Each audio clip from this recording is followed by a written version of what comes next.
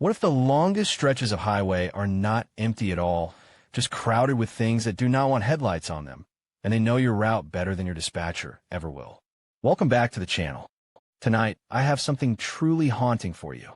7 trucker stories pulled from the places where the map grows quiet and the mile markers stop making sense.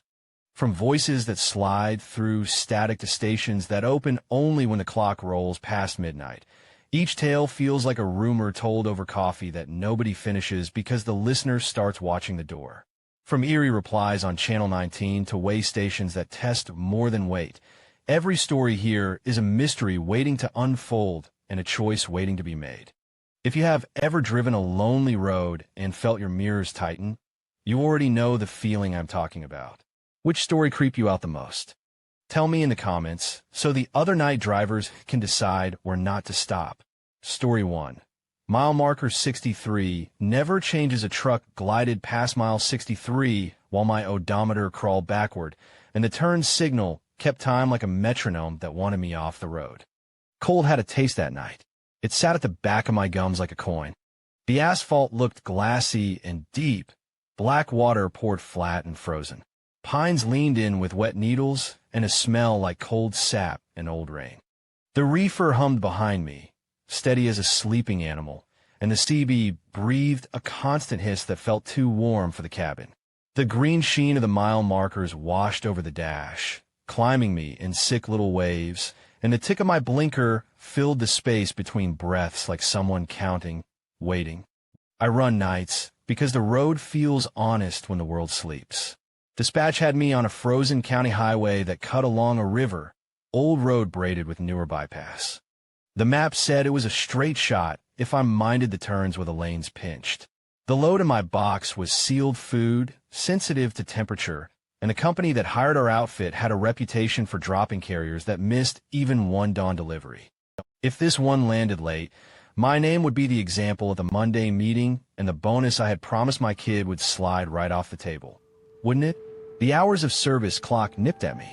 12 minutes here, 12 there, every stop a bite. The pre-dawn window was tight, and the reefer gauge sat at a healthy number. I told myself I would not touch the seal. I told myself I would not pull off unless the sky itself went wrong. Money is a simple reason to stay on a road, but fear can look a lot like duty when it keeps you moving, right?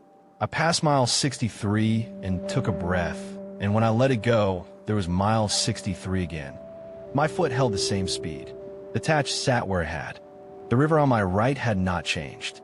The HOS clock blinked, and the 12 minutes I had burned slipped back, as if the day had swallowed an unswallowed time just to see if I would notice.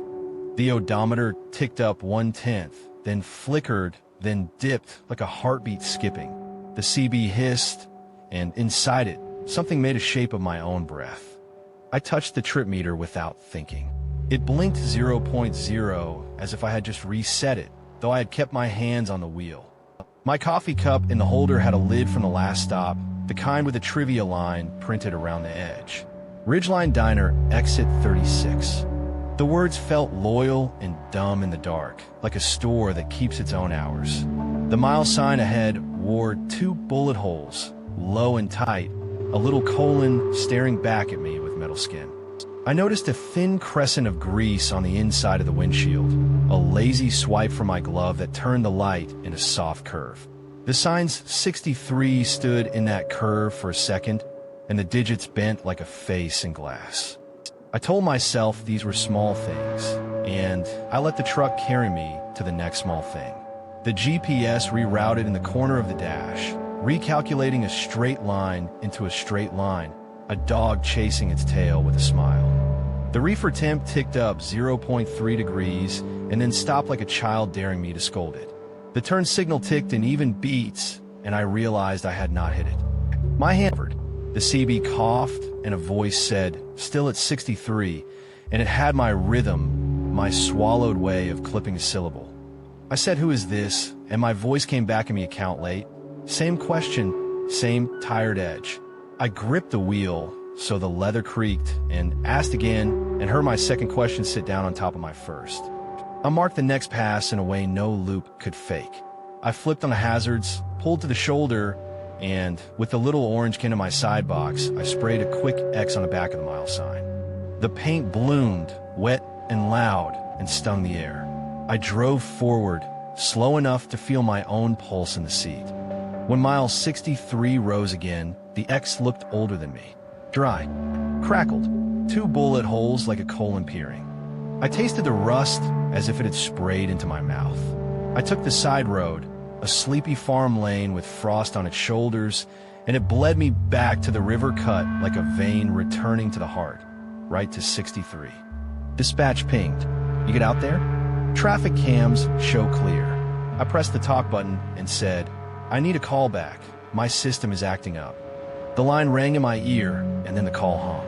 The way station sign down the way flickered on, green to dead, dead to green, the way a fish mouth opens against glass. The lane split and fused. The night wagged its tail, but not change its face. I put the truck in neutral and opened the door. The cold knifed the sweat off my neck. The shoulder gravel creaked under my boots like breaking bones. I counted the reflective posts down the guardrail. Every 50 feet, a white flash, 1 through 10, and then a shape ahead of me that should not have been there until I reached it.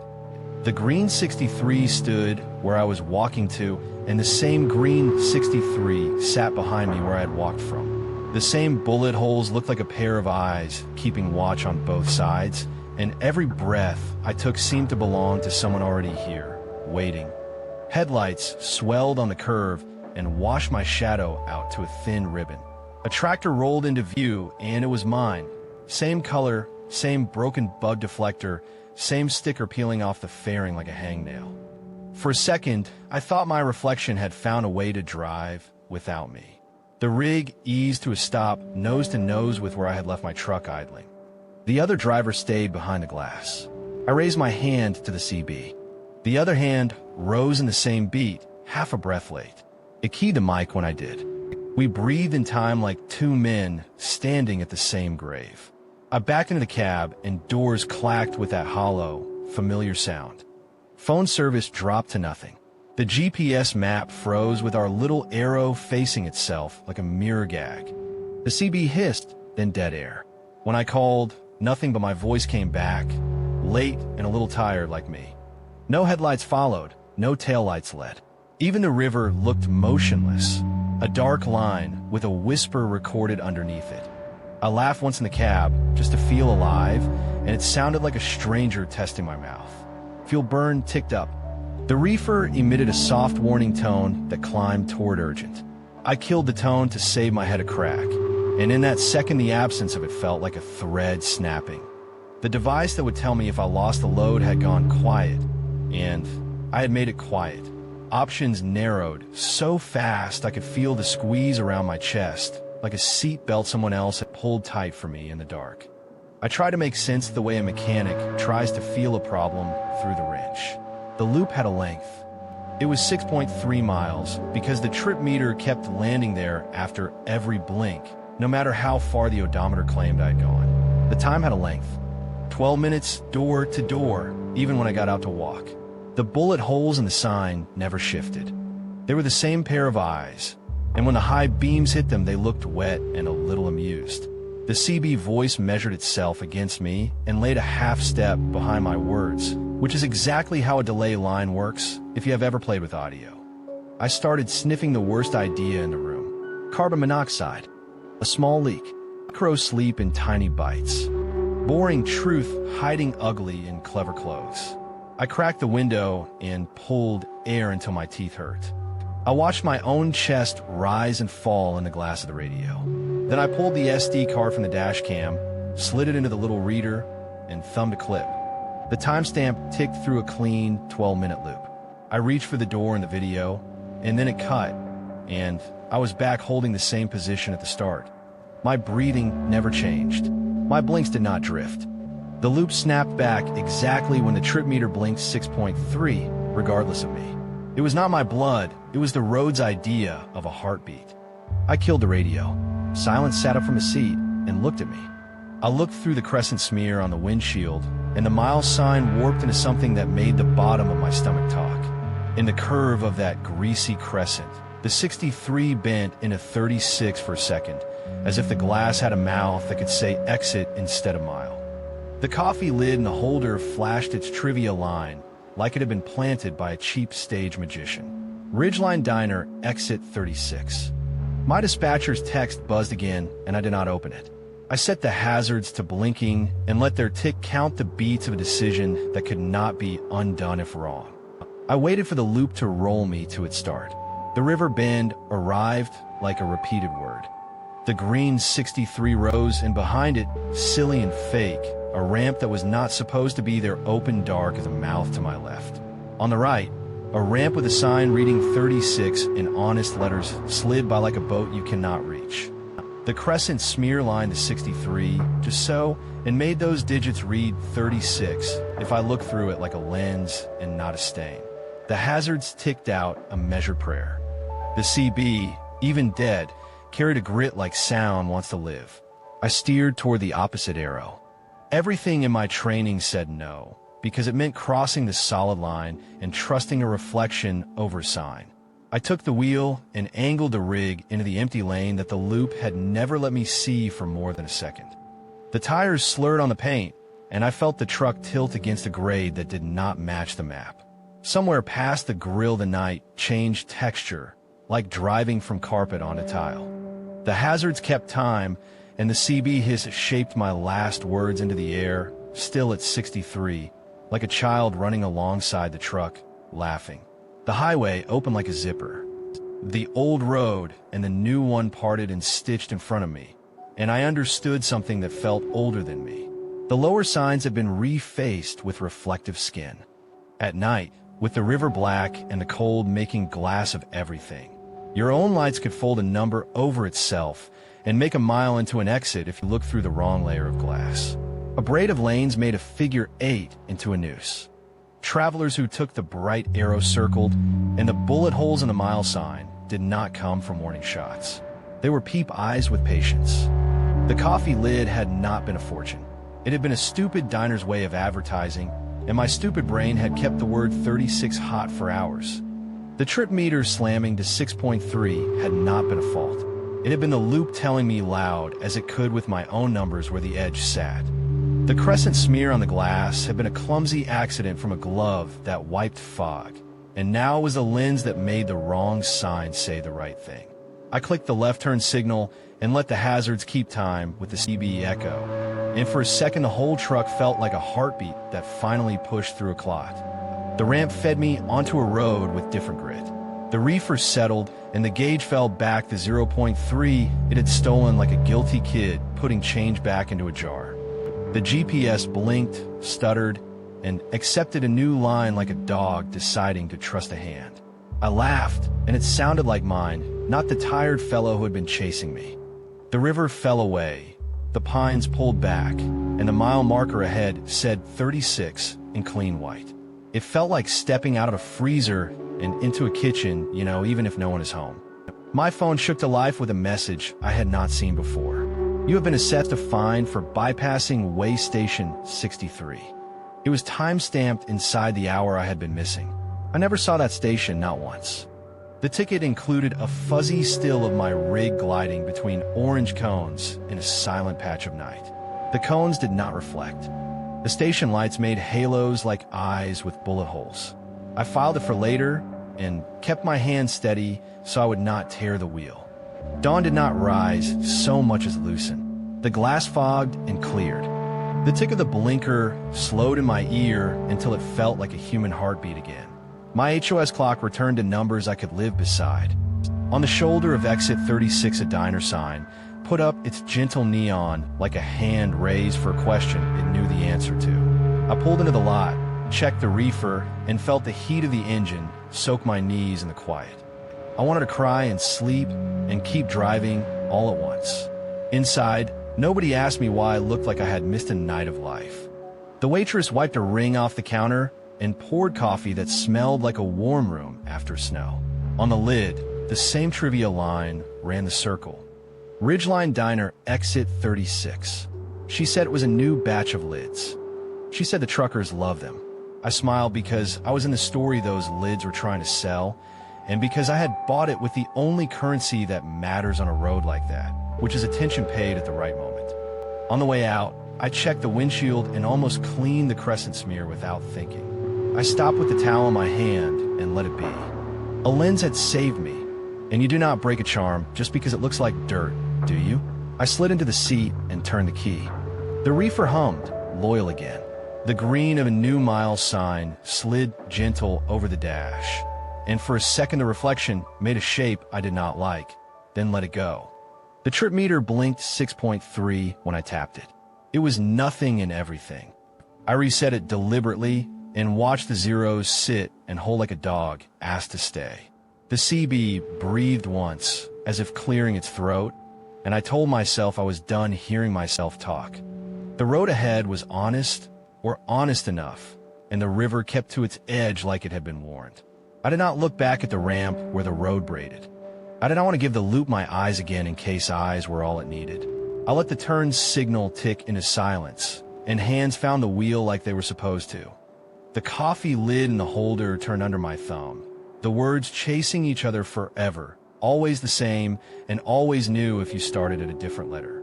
I laughed, and it stayed simple as a laugh. When I hit the highway proper, the radio found other drivers, and their voices sounded human, with the little flaws that make you feel less alone.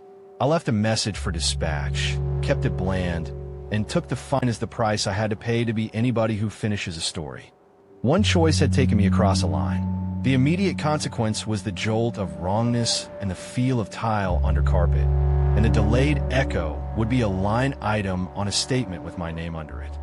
That is a fair ghost to carry if it gets you home, right?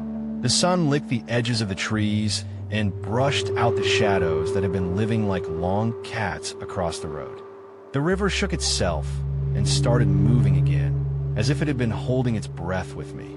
I cracked the window, and the cold smelled like morning instead of night. I drove, and the mile marker stepped by like a choir lining up in order, no faces duplicated, no bullet holes for eyes, nothing colon-shaped watching. At the next stop, a driver asked me if the new bypass was as easy as the old one. I said, "You just follow the signs, and you'll be fine." He laughed and said it did not sound like me. He did not know he was right. I tapped the trip meter one more time, because I'm superstitious the way most of us are when our lives depend on things we cannot see. The numbers held 0 and 0, like an answer you decide to believe, even if it is only a story you tell yourself to keep moving. When the road curved and the radio got a burst of static, a voice whispered still at 63, in my cadence, the same tired breath sitting on the edges of the words. I turned the volume down to a polite cough.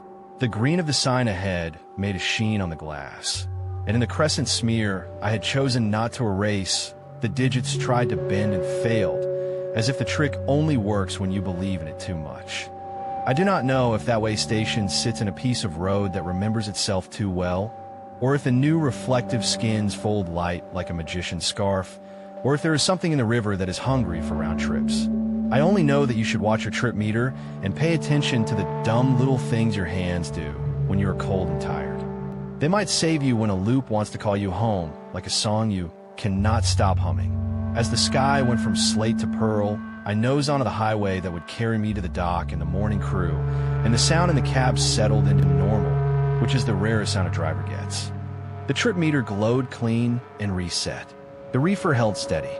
The bullet holes belonged to someone else's sign on some other night. Then the CB whispered again in that same soft grin, still at 63, and the turn signal clicked by itself one time, just once like a wink from a mile marker that never changes, and I watched the road for a long time before I remembered to breathe, wondering which loop had let me go and which one was still counting. Story 2.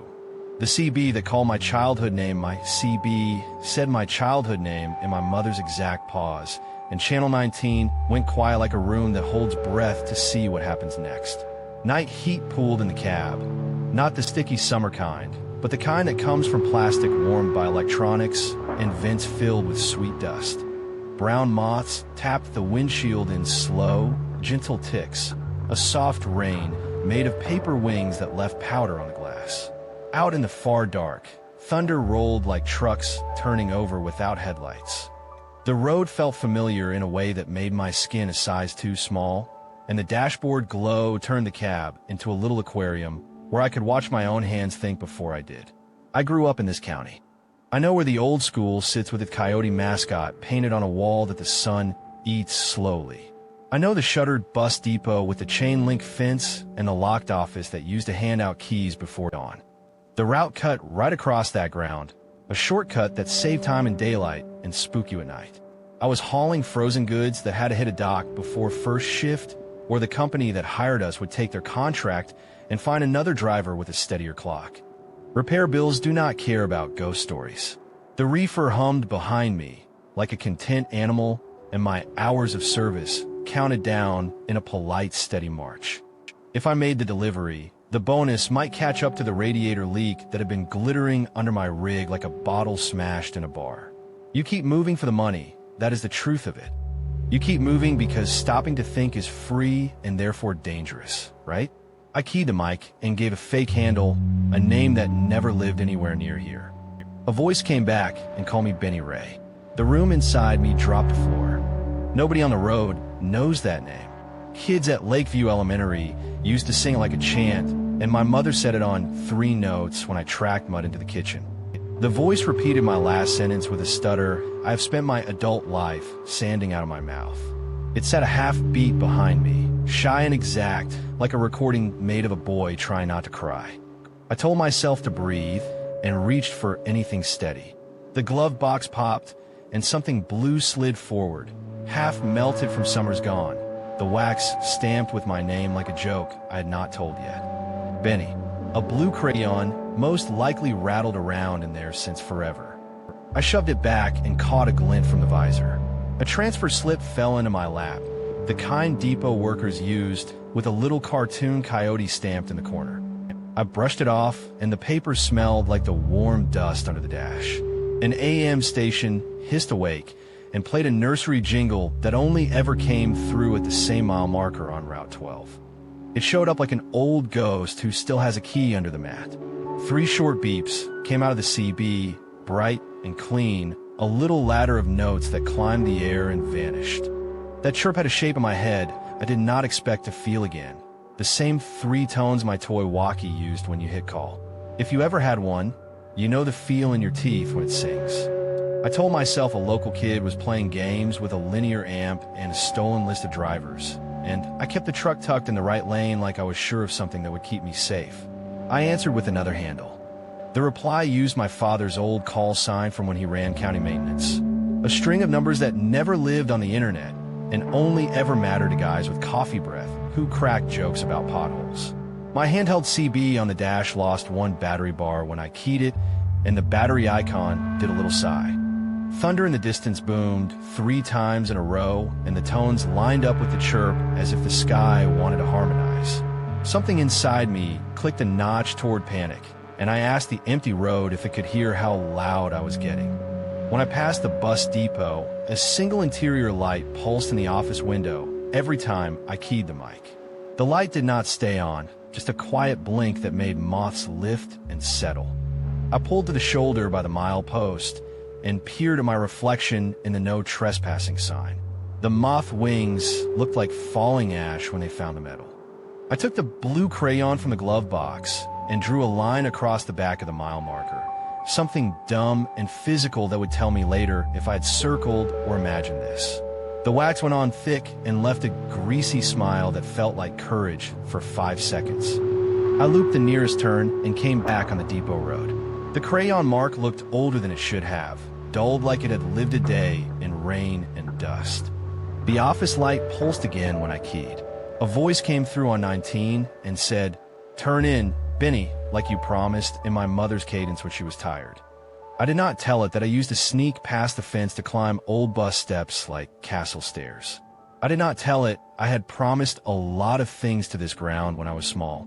The gate hung dead center like a mouth that had learned how to wait. I called a nearby driver I knew, a woman who hauled feed and watched over folks with a tone that told you she had 4 brothers. I asked her to catch me at the county road and walk me past the depot with her horn loud and her eyes on the mirror.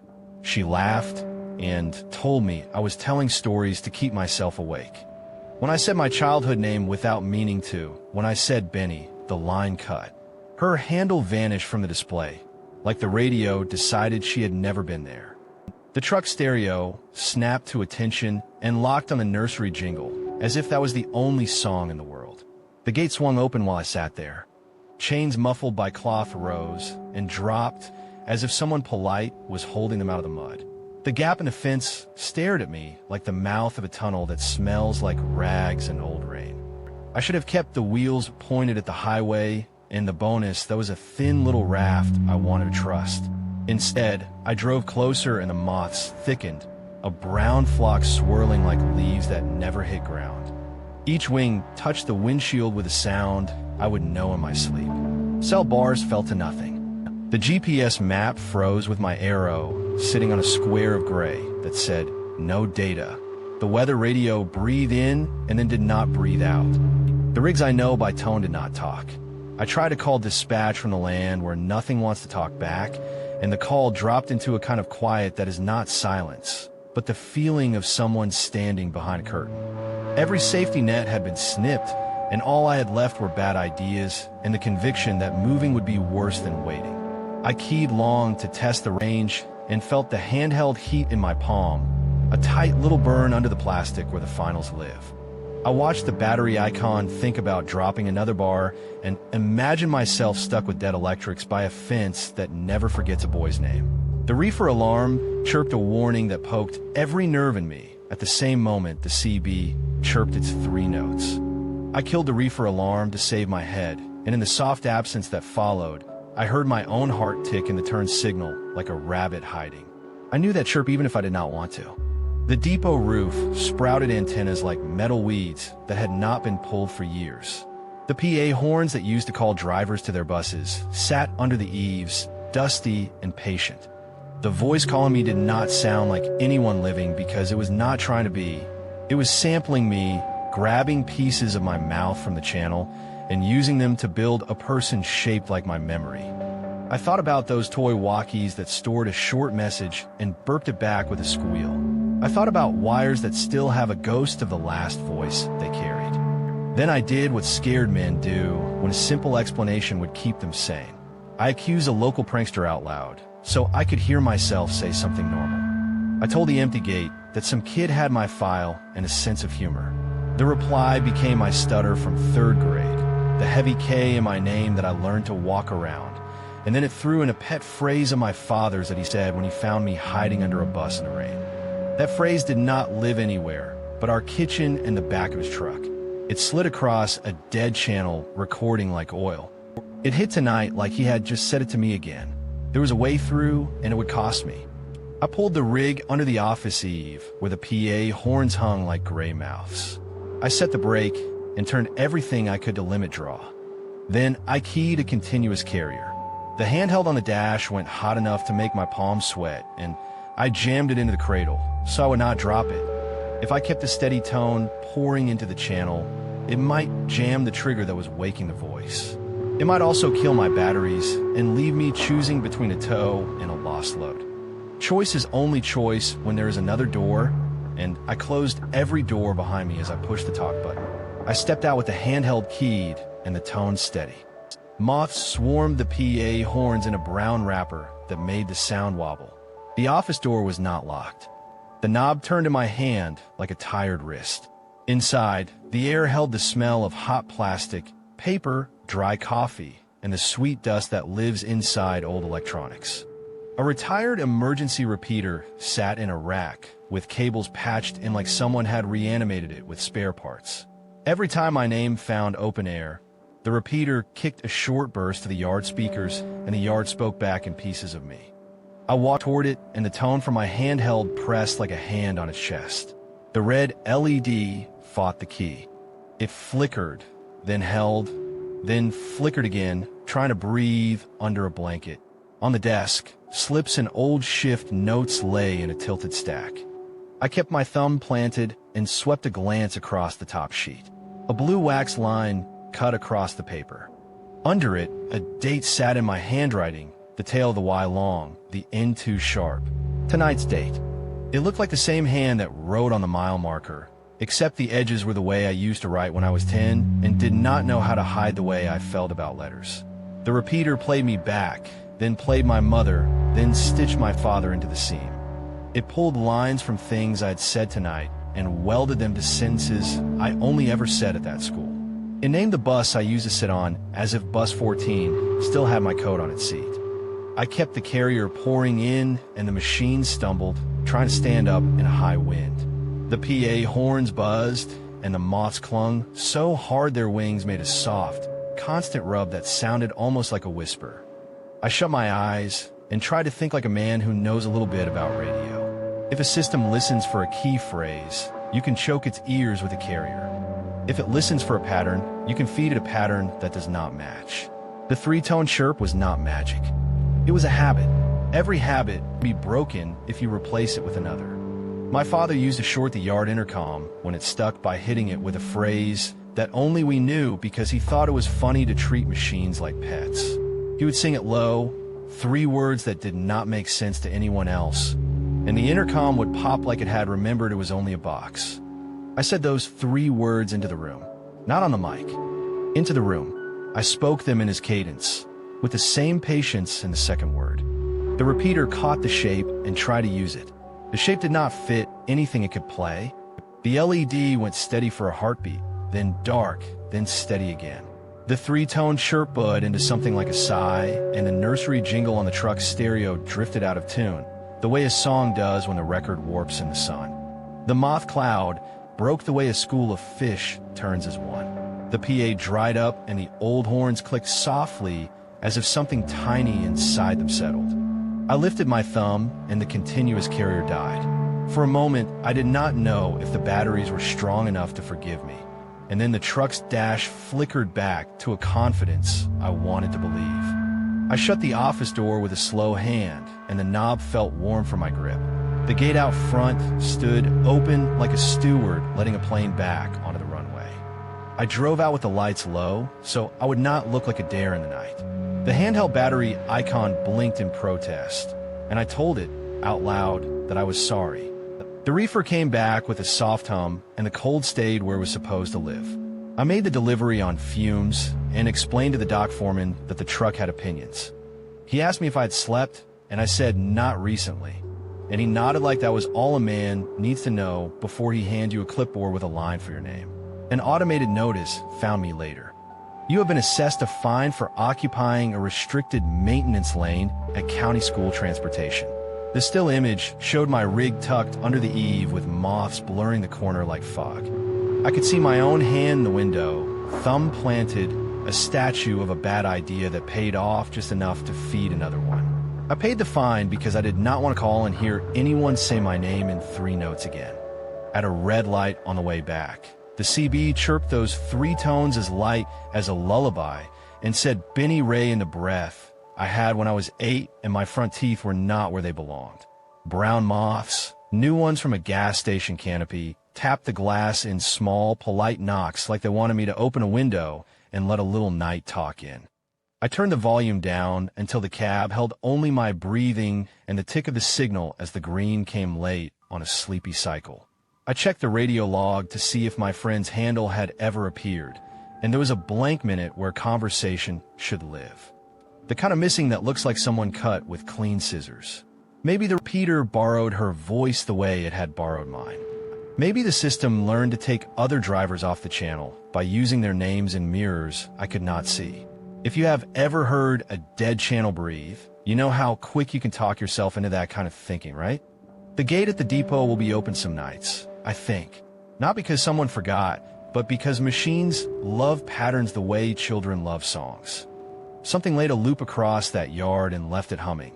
And if your name fits its teeth, it will bite, but polite the first time.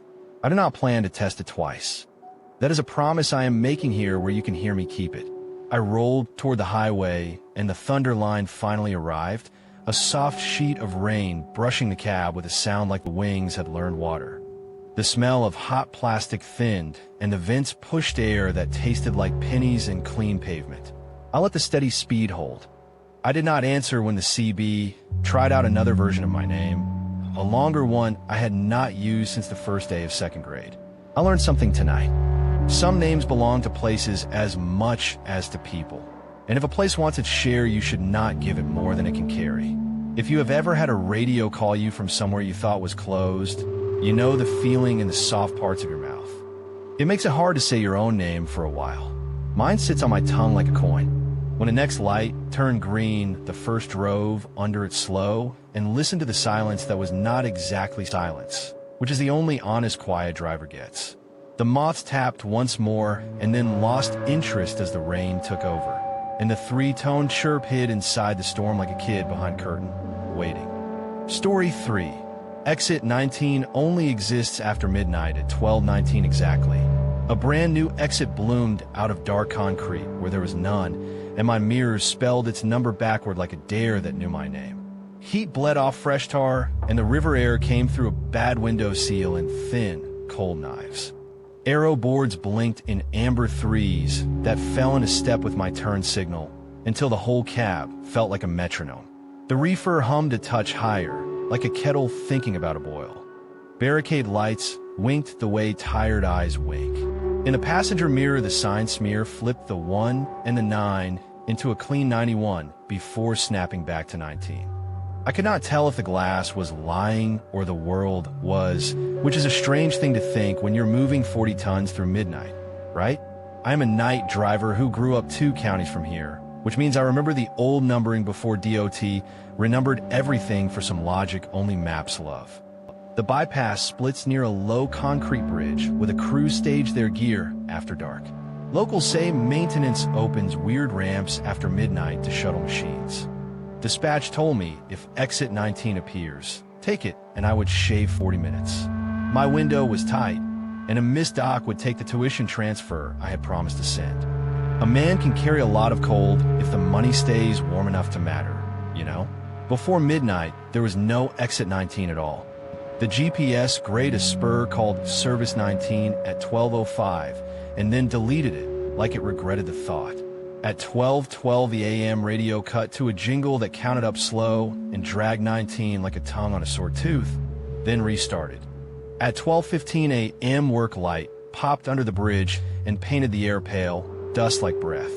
I passed the spot and then somehow passed it again without a U-turn, as if the bypass stretched to keep me circling while the minutes fell off my clock like scales.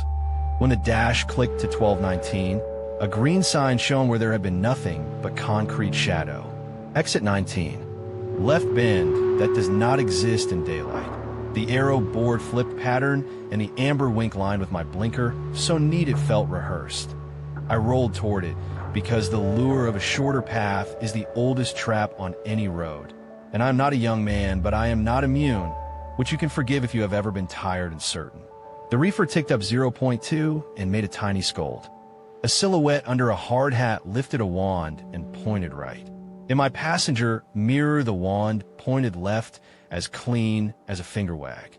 I watched the mirror and then the windshield and then the mirror again and chose the windshield because the painted arrow had the louder voice. The ramp bit down in a sharper curve than it had promised one heartbeat before, and for a full second the green exit 19 blinked off and came back with the arrow even steeper, like it had moved while no one looked. My hand swallowed the wheel, and the cab smelled like coffee coins and warm plastic. I circled under the bridge and popped back out at the same approach with minutes missing and the same amber wink waiting, patient as a dog at a door. I yanked the visor, and an old paper map slid into my lap. Somebody had penciled exit 91 at this very junction, a number the new books killed. I smiled at the map like it had told me a joke only locals would laugh at. I tried the main line instead, but a rolling roadblock of dump trucks came shoulder to shoulder and pushed me back towards staging as if the road had wrists.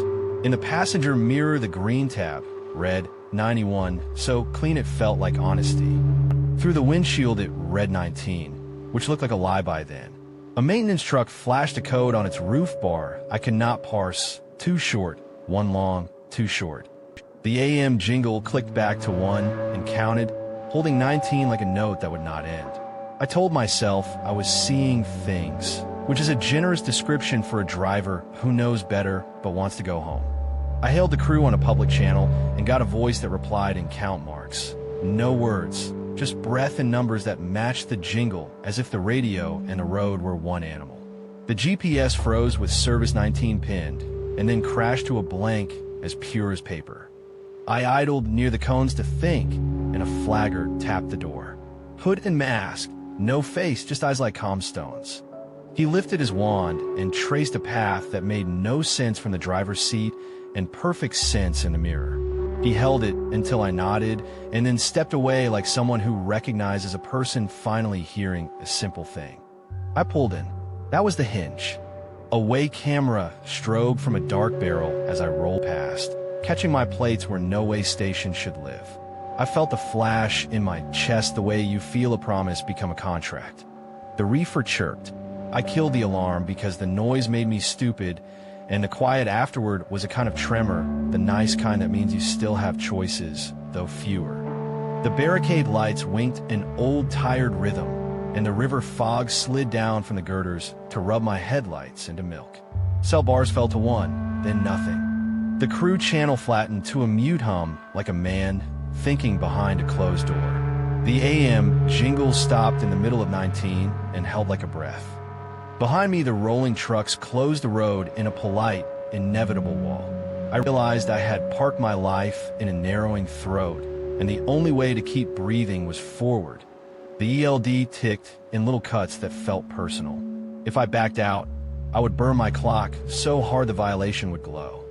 If I pushed in and found a dead end, I would sleep under a bridge with a cold box dying in the dark. I listened for something like an answer and heard the sound the barricade lights make when they wink, a dry click under the plastic that only registers when the world makes you hear small things. The orange bulbs pulsed, and I smelled hot tar under cold river air, a blend that made my mouth taste like pennies. The mirror caught a green smear and flipped it into a 91 as steady as a signature. If the crew had masked the daytime sign under reflective laminate, the convex glass was throwing the old number back to me. Old numbers do not die. They live in glass and habits.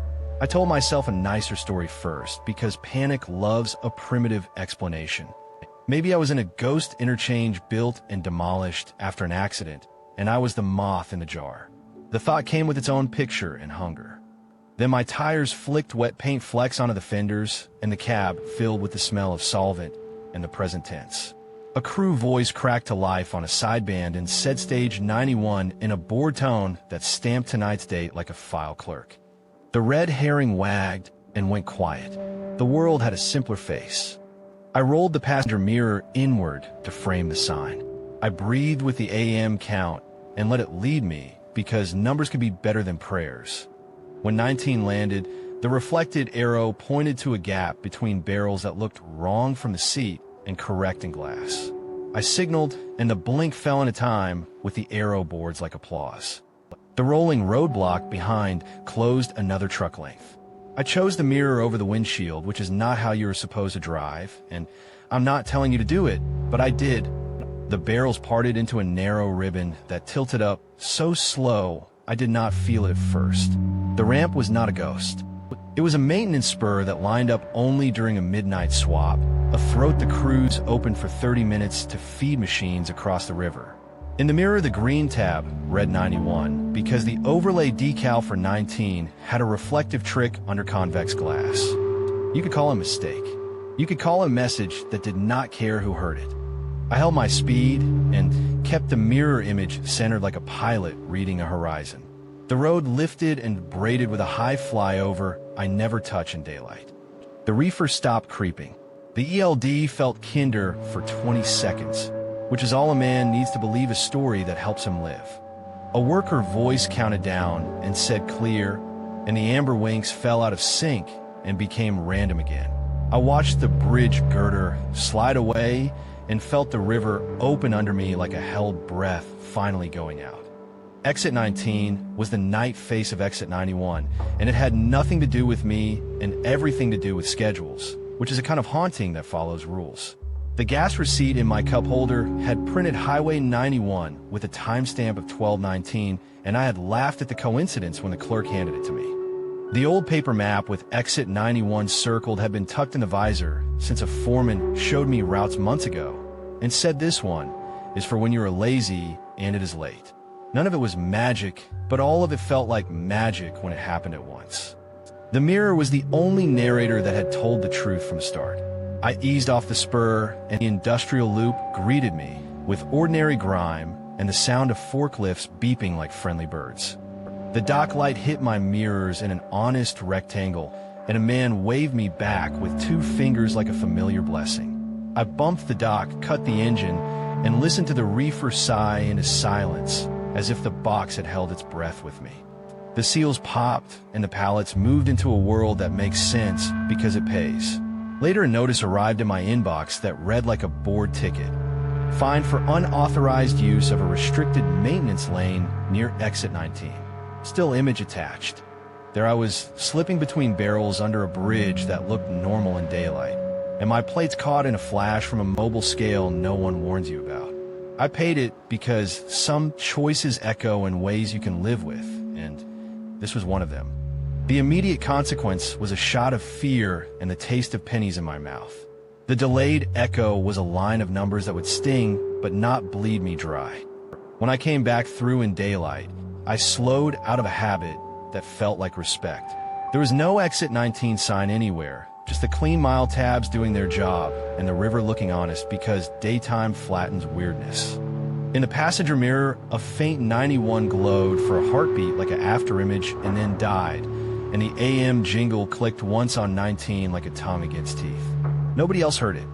I did not tell the guy on the radio because it would have turned into a story where the point gets missed and the teller sounds lonely. I try not to make rules out of things that happen once, but here's one I keep now. If your mirror tells a truth that your eyes refuse, ask what the glass knows that you do not. If the barricade lights wink in a rhythm that matches your turn signal, decide if you want to dance, then own the dance, even if it steps on your toes. And if an exit blooms out of concrete only after midnight, it might belong to people who name the night their own way. If you borrow it, pay your toll and leave it as clean as you found it. Sometimes I think about the foreman who circled 91 on that map and slid it into my visor with a nod. Maybe he was tired of explaining. Maybe he liked the idea that a piece of paper could be a quiet flare for the right eyes. The map is still there. The circle is greasy from my thumb. Every time the sun hits the visor edge, the pencil mark wakes a little and reminds me not every problem wears teeth.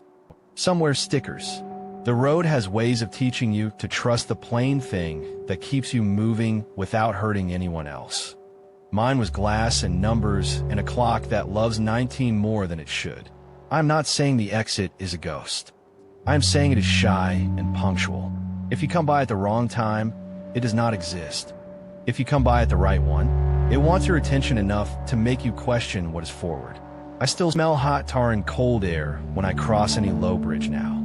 I watch for orange bulbs winking like tired eyes, and I listen for a jingle that holds a number too long. When I catch myself breathing with the count, I laugh and open the window so the river can remind me what is real. Then I check the mirror and make my choices like a man who is allowed to go home. Story 4. The way station with no attendance, the way station scale glowed my exact weight before my steer tires touched the platform, and the booth beside it buzzed like a hive without a queen, as if the night itself had taken the chair. The air had the heavy taste of diesel and old rain.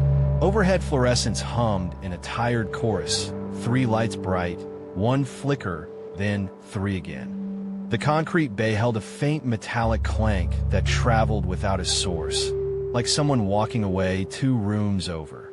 Green numbers blinked on the scale face in steady breaths. The reefer hummed behind me with a patient animal sound that made the quiet feel trained. If you have ever pulled into a station that should feel routine and felt your shoulders rise on their own, you know the feeling that met me on that apron, right? I know this station. I have rolled through it more nights than I care count. The ramp is shallow, the loop is clean, and the attendants drink coffee strong enough to make you tell the truth without meaning to. Tonight was a sealed food run across a rural stretch where DOT likes to flex when the week is slow. Dispatch told me to stay sharp. The doc wanted me before dawn, and the bonus would stitch up a repair bill I could not ignore. You keep your head down and your numbers clean, or the station keeps you. That is the unspoken rule that runs under the others. Skipping is not an option on this route. The cameras see, the sensors log, and the fines arrive like weather. This is how a livelihood becomes a rumor. This is how a dispatcher stops picking up the second call. So when I saw the gate up and the lane green, I felt relief like a small, warm coin in my mouth. Then the numbers on the scale flashed my weight again without me on it, and the coin turned cold like a tooth. I idled forward. The booth lights were on. The chair inside sat tidy and empty. A cardboard coffee cup steamed on the desk, as if someone had just stood. The thermal printer chirped. It spat a slip that curled and dropped. My name sat at the top in block letters. I had not been asked for my license. I had not tapped the call button. I had not even cut the engine. The fluorescence above me flickered in threes, and the little clank in the bay walked toward the far wall and disappeared, like a thought you almost catch. On the inside wall of the booth, a clipboard hung with a fresh sheet for today. My name filled the first line. The time box was blank, as if the station had written the question and waited for me to fill in the answer. The green digits on the scale face paused, then added 15 pounds, then paused again. The printer chirped a second slip. It printed the same weight with a different timestamp. I looked at the coffee cup. Steam thinned to nothing, then returned in a weak ribbon, then stopped. A cup cannot make up its mind, can it? I rolled fully onto the platform, because a normal act can sometimes repair a cracked moment. The green numbers steadied at my combined weight, then flickered, then added 28 pounds that belonged to no one. The reefer alarm chirped once, a bright bird under the hum, and I killed the sound just to hear my own breath. The PA crackled from somewhere above my cab. Proceed to office, it said in my voice, the flattened vowels I fight when I'm tired. It is a strange thing to hear yourself say things you have not said, especially when other people are supposed to be working. I set the brake and stepped down. The bay air had a sweetness like hot plastic and cheap coffee. The door to the booth opened on the first push. Inside, the monitor showed 4 angles of the lot. One of them showed my truck on the apron with no one in the driver's seat. Another angle showed me, sitting where I stood, watching myself watch the monitors. I leaned closer because that is what people do when the world is boring. The printer chirped a violation, premature and patient. The fluorescence above my head buzzed in 3 counts and went still like breath held. The clipboard's top sheet had today's date. It had 5 names under mine, all blank on time, all familiar in a way I could not place. Each had a little check beside it in the same pen, all leaning right as if the hand that made them was thinking ahead. I lifted the coffee cup. The heat bit my fingers. It should have been cold. The lid had a swirl that lined up with the rim like a tiny cyclone frozen in ink. I put it down slow because keeping one thing where I found it made me feel like I could keep the rest. The green numbers on the scale ran back down to 0. The countdown began at 90 and ticked in bold seconds on the screen above the bay. It wanted another pass. It wanted the cycle I had not completed. Outside, my rig idled in the monitor and sat on the apron in front of me, and the 2 pictures did not align. The metallic clank came again, 2 beats, then silence, as if a door had closed somewhere I could not see. I walked out to the platform, and the gate dropped without hands on any button. The arm came down with that soft rubber kiss you feel in your teeth. The bay doors along the far side clanked in succession, a ripple of metal waking. The reefer alarm chirped and then went dead because I had killed it, which was now a mistake I could not undo. My ELD ticked past a point that meant any do-over would become a violation later if I worked too long making up time. I felt the width of the road narrow around my choices like a vice, gentle at first, then real. I lifted the CB and called for anyone on duty. Static answered like foam. I tried my phone and watched the bars drop to 1, then none, as if a hand cupped the signal and squeezed. The GPS map hung and then showed a single-turn loop that began and ended at my bumper. The printer in the booth chirped again and printed a second violation, this one for equipment failure and incomplete cycle. It felt personal. I had to smile because if I did not, I would give the wrong thing my face. I told myself someone was playing me. Maybe DOT was hiding, testing, building a case. Maybe there were eyes and a camera and a bored officer with a stack of slips ready to serve and a prize for catching a man who spooks easy. I studied the timestamps on the slips. They were 4 minutes into a future I had not reached yet. I checked the monitor. The me on camera outside lifted his hand to scratch his jaw. I had not moved. The screen inside the booth showed my cab empty as I stood there.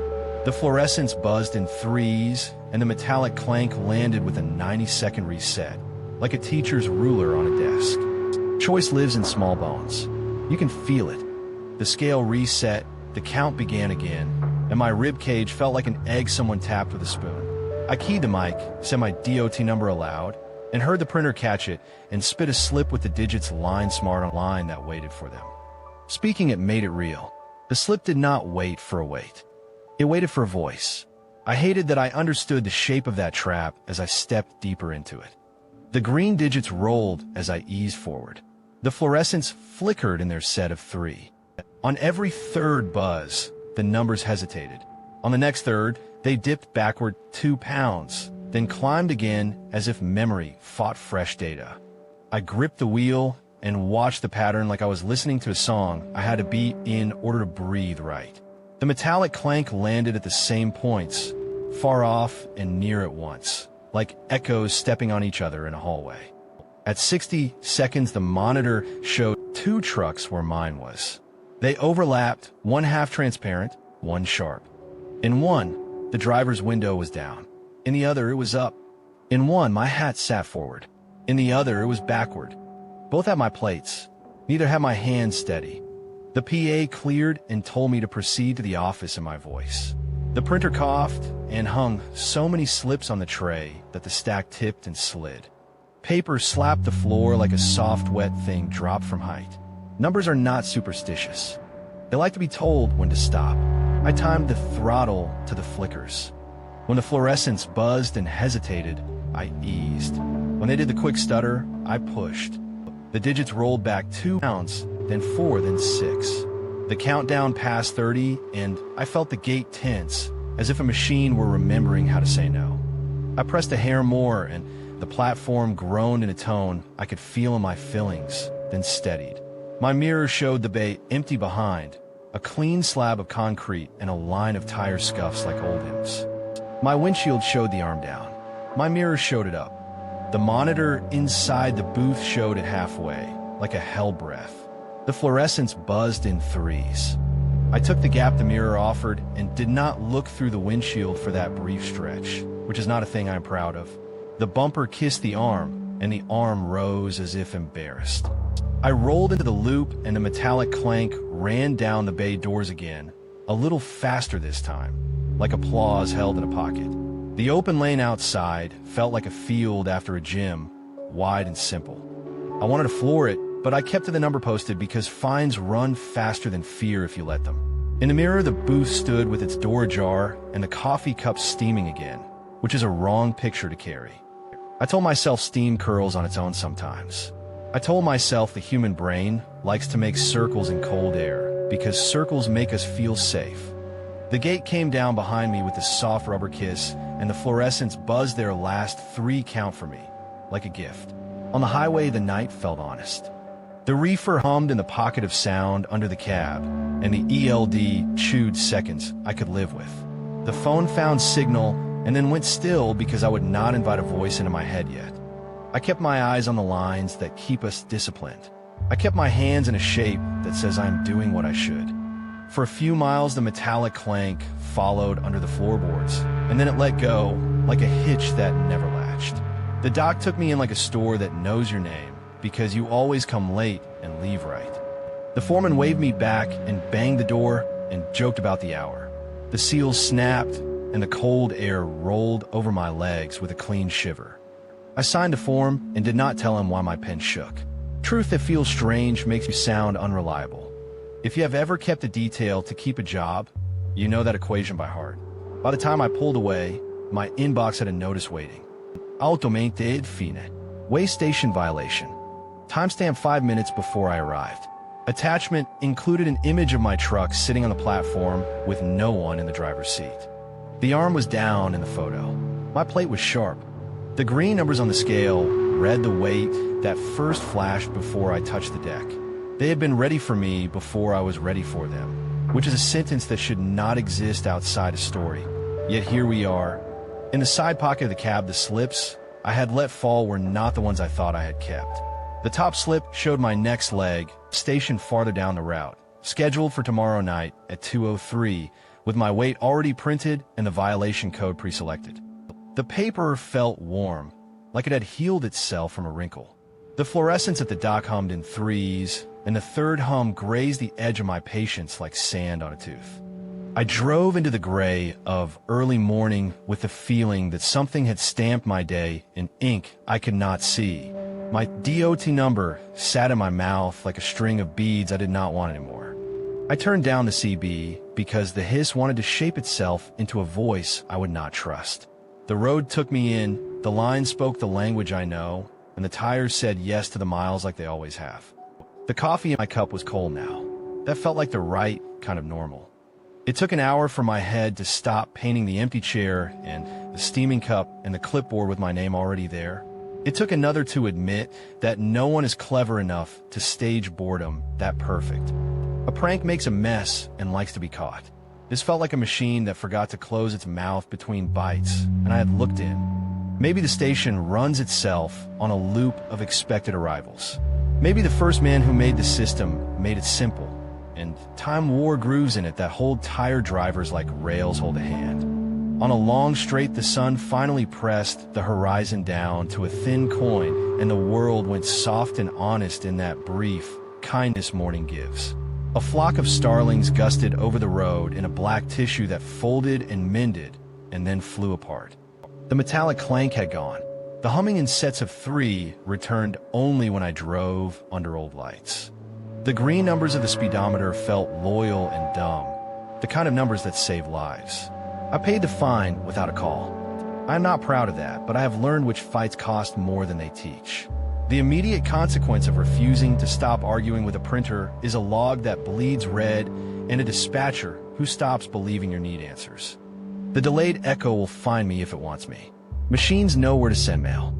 If tomorrow night arrives with a slip that reads my weight before I park, I will hand it to the camera and make a choice again. If you ever roll into a station and the scale knows you before you speak, notice how the light flickers. Count the pattern that repeats. If it is a set of three, decide which second belongs to you and take it like a handhold on wet stairs. If a printer starts talking before you do, ask yourself if the date at the top matches the day you believe you are in. If a coffee cup steams in an empty room, leave it where it sits. It might belong to you on a night you have not lived yet. As I eased onto the next stretch, the reefer settled into a normal hum and the vent pushed air that smelled like pennies and rain. The world grew margins again. A lone tanker ahead signaled patiently, and the orange blink timed to my pulse for a few beats, then found its own rhythm. In the far mirror of the night behind held the shape of a gate that I was done with. But gates have memories, and I do not know how long that one will keep mine. At a red light on the edge of town, the fluorescence of a small convenience store buzzed in their set of three. The third hum landed a fraction heavy, and the printer on their counter spit a receipt that the clerk did not ask for. He frowned, tore it, and tossed it like a man who lives with small ghosts and does not tell stories if he can help it. I watched his face, then watched the light change, and felt the lane tug me forward. I'm not telling you to ignore station. That is not the lesson. I am saying sometimes the system expects you in a shape you have not taken yet, and the overlap is where the fear lives. Numbers that arrive early are still numbers. They can be negotiated. You do it by returning to the parts of the world that do not pretend. Tires on concrete, air through vents, hands at 10 and 2, the tick of a turn signal that refuses to flicker in threes. When I finally parked to sleep, I reached to empty my pockets, and the top slip in the stack blinked as if a breeze had moved it. It had my name and tomorrow's date, and a weight that would only be true if I loaded heavy. I crushed the paper into a ball, and it warmed in my palm like a bird. I uncrumpled it, and the creases ironed themselves soft, and the printing held clean, and I laughed because laughter is what you get when your choices are simple and none of them are pretty. I left the slip on the dash and lay back.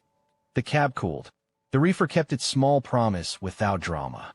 I told myself I would take a different route tomorrow. I told myself the station cannot weigh a man who is not there.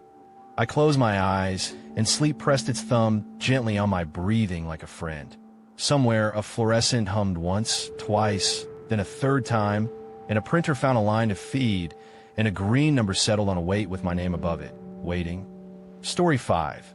Seal 777 wouldn't break, the bolt cutters snapped like cheap toys, and Seal 777 hissed back at me, as if it had lungs that would not let go. Night air sat warm on my face while pale frost leaked from the trailer doors in slow smoke, curling around my wrists like polite fingers. The reefer hummed too loud, a strained kettle a minute before it screams. I tasted metal on my tongue and oil on the wind, the kind of highway mix that usually means normal, but not tonight. The number 7 repeated across the seal tag in a neat triple. 3 sevens, bright as if they were lit from inside the steel. I stared, waiting for the cold to feel like cold instead of attention. Dispatch had been clear an hour earlier. Seal 777 intact. No exceptions. Photograph at dock. Signature required. It was the kind of instruction you gnawed at without argument, like a stop sign. The freight bill repeated the phrase in bold. 777 intact required, as if someone wanted to hear it out loud, even when reading. The delivery window was a thin slit at the end of a long night. Dock closes at 3 o'clock. Miss it, and the bonus I promised to send toward a tuition bill slides away like a glass off a slick table. You keep rolling when money is tied to a clock, right? Then the reefer alarm chirped, and the panel blinked 3 tenths hotter, a green 3 flashing in time with my pulse every few seconds. I put the truck on a shoulder and walked back, crunching gravel under boots that suddenly felt too loud. Cold bled around the doorframe, like fog trapped in a pocket. Seal 777 looked ordinary until the light hit it. Then the metal seemed to swell, a faint silver breath, as if reacting to me.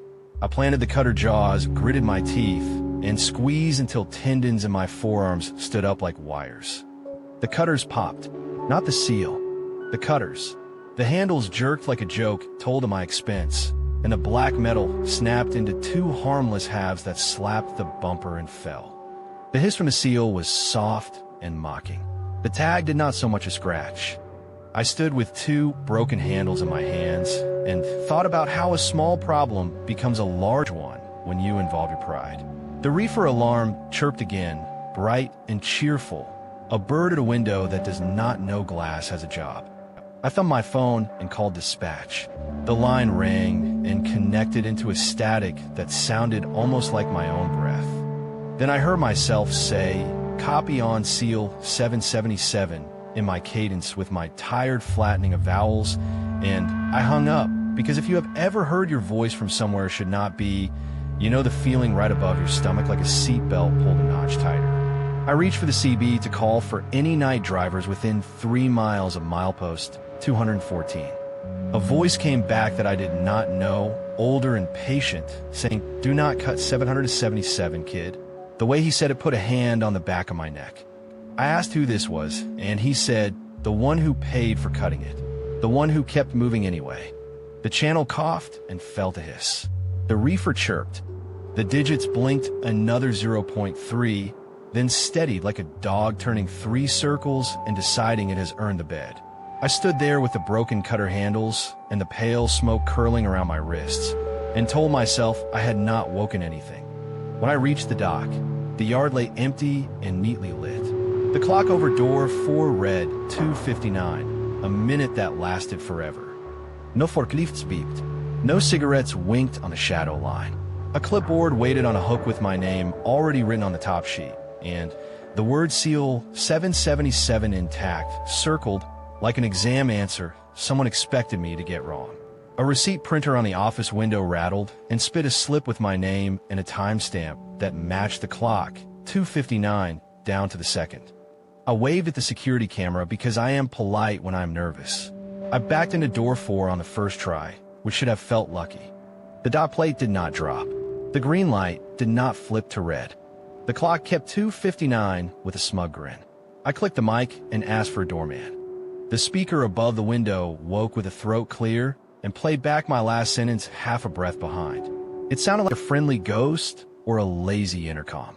The reefer hummed high and thin. The pale smoke slipped along the gap and softened the concrete like mist on a pond. I carried the freight bill to the window and read the line again. 777 intact required. Intact was bold. Required was bold. The bill did not call the load food. It called a product. The commodity code was a string of numbers that did not map to anything I recognized, and I have seen my share. The CB chirped with a burst of laughter from a roaming morning show, then fell silent like someone had cupped the speaker with a warm hand. I looked down and saw the broken cutter handles shaking a little in my grip like they were still connected to a job they had failed. That was when the second rig rolled in. Same color as mine. Same worn bug deflector. Same little dent in the chrome corner like a memory you cannot buff out. The driver stepped out in a hoodie and cap, and he moved like I move after 8 hours of night, shoulders a hair forward like the road is still tugging. His trailer carried seal 777 that flashed under the dock lamp, as if it knew a camera had woken. He set down a pair of bolt cutters, and I started to raise a hand to warn him. He lifted the cutters and froze, looking at his phone like dispatch had called. He nodded at nothing. He put the cutters down. He walked to the office window and waved, and the speaker played back his wave like a cough. He pulled open the door to the dock and stepped into the warm light. He did not come back out. The clock at door 4 blinked 2:59 and did not change. A receipt printed on the window ledge with his name and mine stacked like cousins. I knocked on the office door because knocking makes you feel human. No answer. Inside, 2 ceramic mugs sat on a desk. One had a cartoon coyote. Both steamed like blood in cold air, then cooled, then steamed again in neat little loops. I do not know why that was the detail that put a stone in my throat, but it did. Maybe because mugs do not time their breath like machines, and these did. I laid the freight bill down beside the clipboard and saw a note taped under the clip. Do not break the seal. Time holds when 777 is intact. I read it twice. Then I ran a thumb across the ink and felt the faint ridge of a dried line, as if the words were written hard enough to leave a groove for anyone who needed to trace it. Under the note, the paper showed faint ghosts of signatures, same hand twice, both mine, both dates different. My own name felt strange in my mouth when I whispered it. Names do not always fit when the room changes. I went back to the doors because movement can stop a thought from finishing itself. Pale frost smoke poured along the seam, and the trailer skin pinged as if cold was tightening bolts. I wiped a circle on the steel and felt the chill through my glove like a bite. My palm came away with a white pattern across the leather, thin lines shaped like a 7 laid over another 7 and another, delicate as lace. Under the glove, my skin burned in a tidy grid of 7s, as if the cold had a stencil. I did not show anyone. I did not even say it out loud. You will think hazmat first. I did. I imagined tanks inside, something colder than numbers that wanted to flee. I pictured heavy fines and men in suits who would shake their heads slow and talk about training. Then I set the idea down and looked at what the world gave me instead of what I brought to it. The reefer was not cooling. It was containing. The seal was not metal. It was reactive. The time on the clock was not breaking because the instruction had not been broken. 777 intact required. Required for what exactly? The CB popped, and the older voice came back. If you break it, kid, it will cost you. If you do not, it will cost you more. He said it with a tone that sounded like cut rope. I asked if he was at this dock, if he had been here, and static filled the line with stripes of sound that felt like cold looks. A second voice slid through, my voice again, late by a breath, repeating the question into a room that did not need it. I turned the volume down until it was a polite whisper. My phone found 1 bar, then 2, then none, a little wave that did not land. The GPS map spun and settled on the dock like it was the only address left in the world. The reefer alarm chirped again. I killed it again. That is how you narrow a life by accident.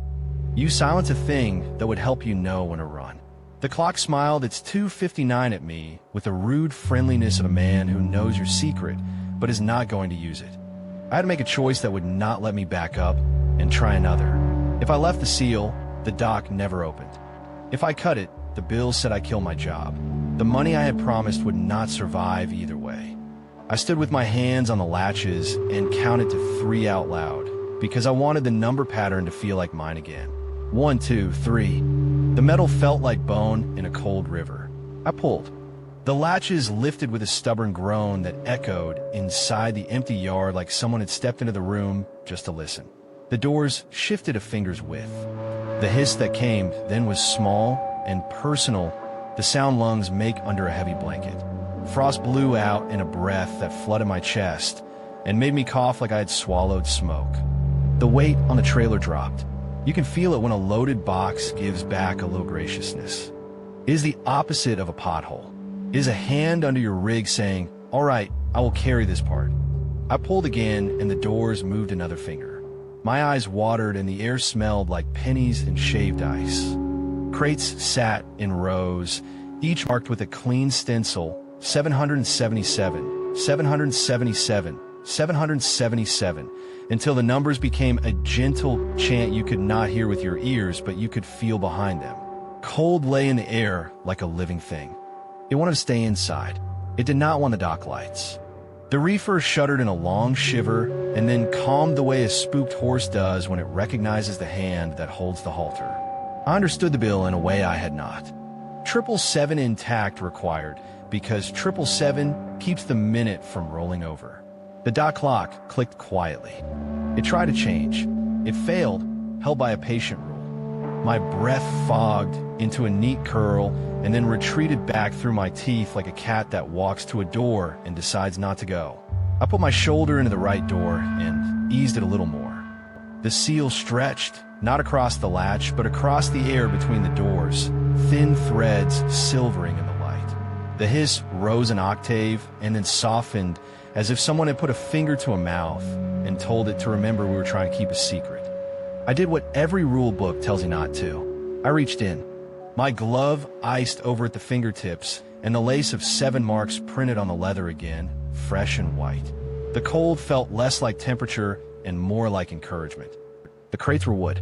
The nails were clean. The markings had dates that were always yesterday, no matter where I held the flashlight. I did not expect you to believe that, but it is what was there. If you have ever read a thing that changes while you watch, you know the small scream your mind makes while your mouth stays shut. Behind me, the second rig's doors creaked. I turned and saw no driver, just the left door easing back an inch, then 2, as if the hinges were remembering a lesson. A few feet of pale smoke wandered out and laid itself on the dock plate that would not drop. The 2:59 on the clock blinked and blinked and blinked. The receipt printer coughed and printed another slip with my name and a timestamp that said 2 hours, 59 minutes, and 59 seconds. It tore itself and hung like a tongue. I had to pick a doctrine: save the load and lose the man, or save the man and lose the load. I have worked long enough to know when a story is finished pretending to be a test. I opened both doors wide. The hiss swung through a scale and settled low, like a refrigerator that forgives you for standing with the door open. Cold fell in a soft sheet that puddled around my boots. The air had the taste of coins and chalk. The reefer quieted to a normal hum and then stepped down again as if someone had lifted a rock off its chest. The clock rolled to 3 o'clock. It did not click. It moved like a sigh. The dock light flashed green to red, and the plate dropped, and the forklift horn beeped from somewhere at the far end of the bay, asleep and now awake. The office door opened on a drift of warm air that smelled like burned coffee and hand soap. A man in a cap walked in, rubbing his eyes, and looked at me without any of the questions his face should have had. He said, "You're late by a hair," and I said, the door would not open, and he nodded like a teacher who already graded the paper. My phone found all its bars at once. Dispatch called before I could. The voice was polite and careful. "You opened seal 777. I said yes. They said, "That end your run with us." I said I understood. It hurt like a clean cut hurts, sharp and honest. I looked at the freight bill and the line that called the load product, and I knew I had not lost the wrong thing. The forklift took the first pallet. and the cold folded into itself like a parachute put away by hands that know how to keep people alive. When my inbox buzzed, I did not have to open the notice to know what it was. Automente ed fine. Seal violation. Attached image of my truck with the doors ajar. The timestamp threw it before I arrived, which is a poetry I do not appreciate in paperwork. I paid it with a thumb, so my night would not owe me more than it deserved. If you keep a job by pretending you were not there when you were, you will wake up one day with a face that does not belong to anyone. I cleaned frost from my gloves, and it left those neat little sevens on the towel, delicate and repeating, like a row of birds that had landed and were willing to wait as long as it took. The towel warmed and the marks faded. Skin on my palms prickled where the pattern had settled, and I watched the lines blush and then disappear as if the cold had written a message on me and decided I had read it. If you have ever been branded by nothing, you know how steady you have to hold your hands to keep someone from asking. The second rig's driver never came back out. The dock crew swore no other trucks had hit door 5, which is where the twin had ghosted in. I stood where he had stood and saw my own reflection in the window, then looked down, and someone else's footprint stood beside mine in a little melt of frost. Same boot size, same tread. A small sliver of broken cutter handle lay near the bumper. Not mine, not new, worn bright where a hand had tested its weight on a long and patient night. When I pulled away, the yard woken and normal, which is the highest compliment a place can give a person who needs to keep moving. The sun thought about the horizon and then thought better. The reefer held a clean tone, and the pressure gauge sat where a good conscience should sit. I turned on the radio and let a soft song talk about nothing. I kept one finger on the freight bill, because paper is a kind of prayer when it is specific. At the stop sign outside the yard, I glanced in the mirror and saw the second trailer roll out of the shadow and line up by the curb. The seal on its doors shone as if someone had polished it. 3 sevens stacked and calm. The CB breathed and said a single word in a voice that was not mine. Again, then the speaker went quiet with the gentle contempt only machinery can manage. I took the turn slowly so I would not imagine any more words. By the first long straight, my phone chimed again. A new load offer blinked on screen from a different broker. Small money, honest work. I almost took it just to move my head somewhere else. Then I looked in the side pocket where I had shoved paperwork and found a tag I had not put there. A spare seal, metal and neat, printed with 777. It lay against the plastic like a coin on a dead man's tongue. I rolled down the window and held it over the wind, thinking I would drop it. I did not. I put it back. Superstitions save lives when you pretend they are reminders. I told myself it was evidence. I told myself I would show it to someone. Then I told myself the truth. I would carry it until I forgot why, and someday I would open a pocket and wonder at a number that repeats and a night that feels shorter than it was. If you have ever kept a small thing so its warning can stay near your hand, you know the weight I'm admitting to. I took a country road to the next fuel, a curve along a field that had frost in every trough and steam in every dip.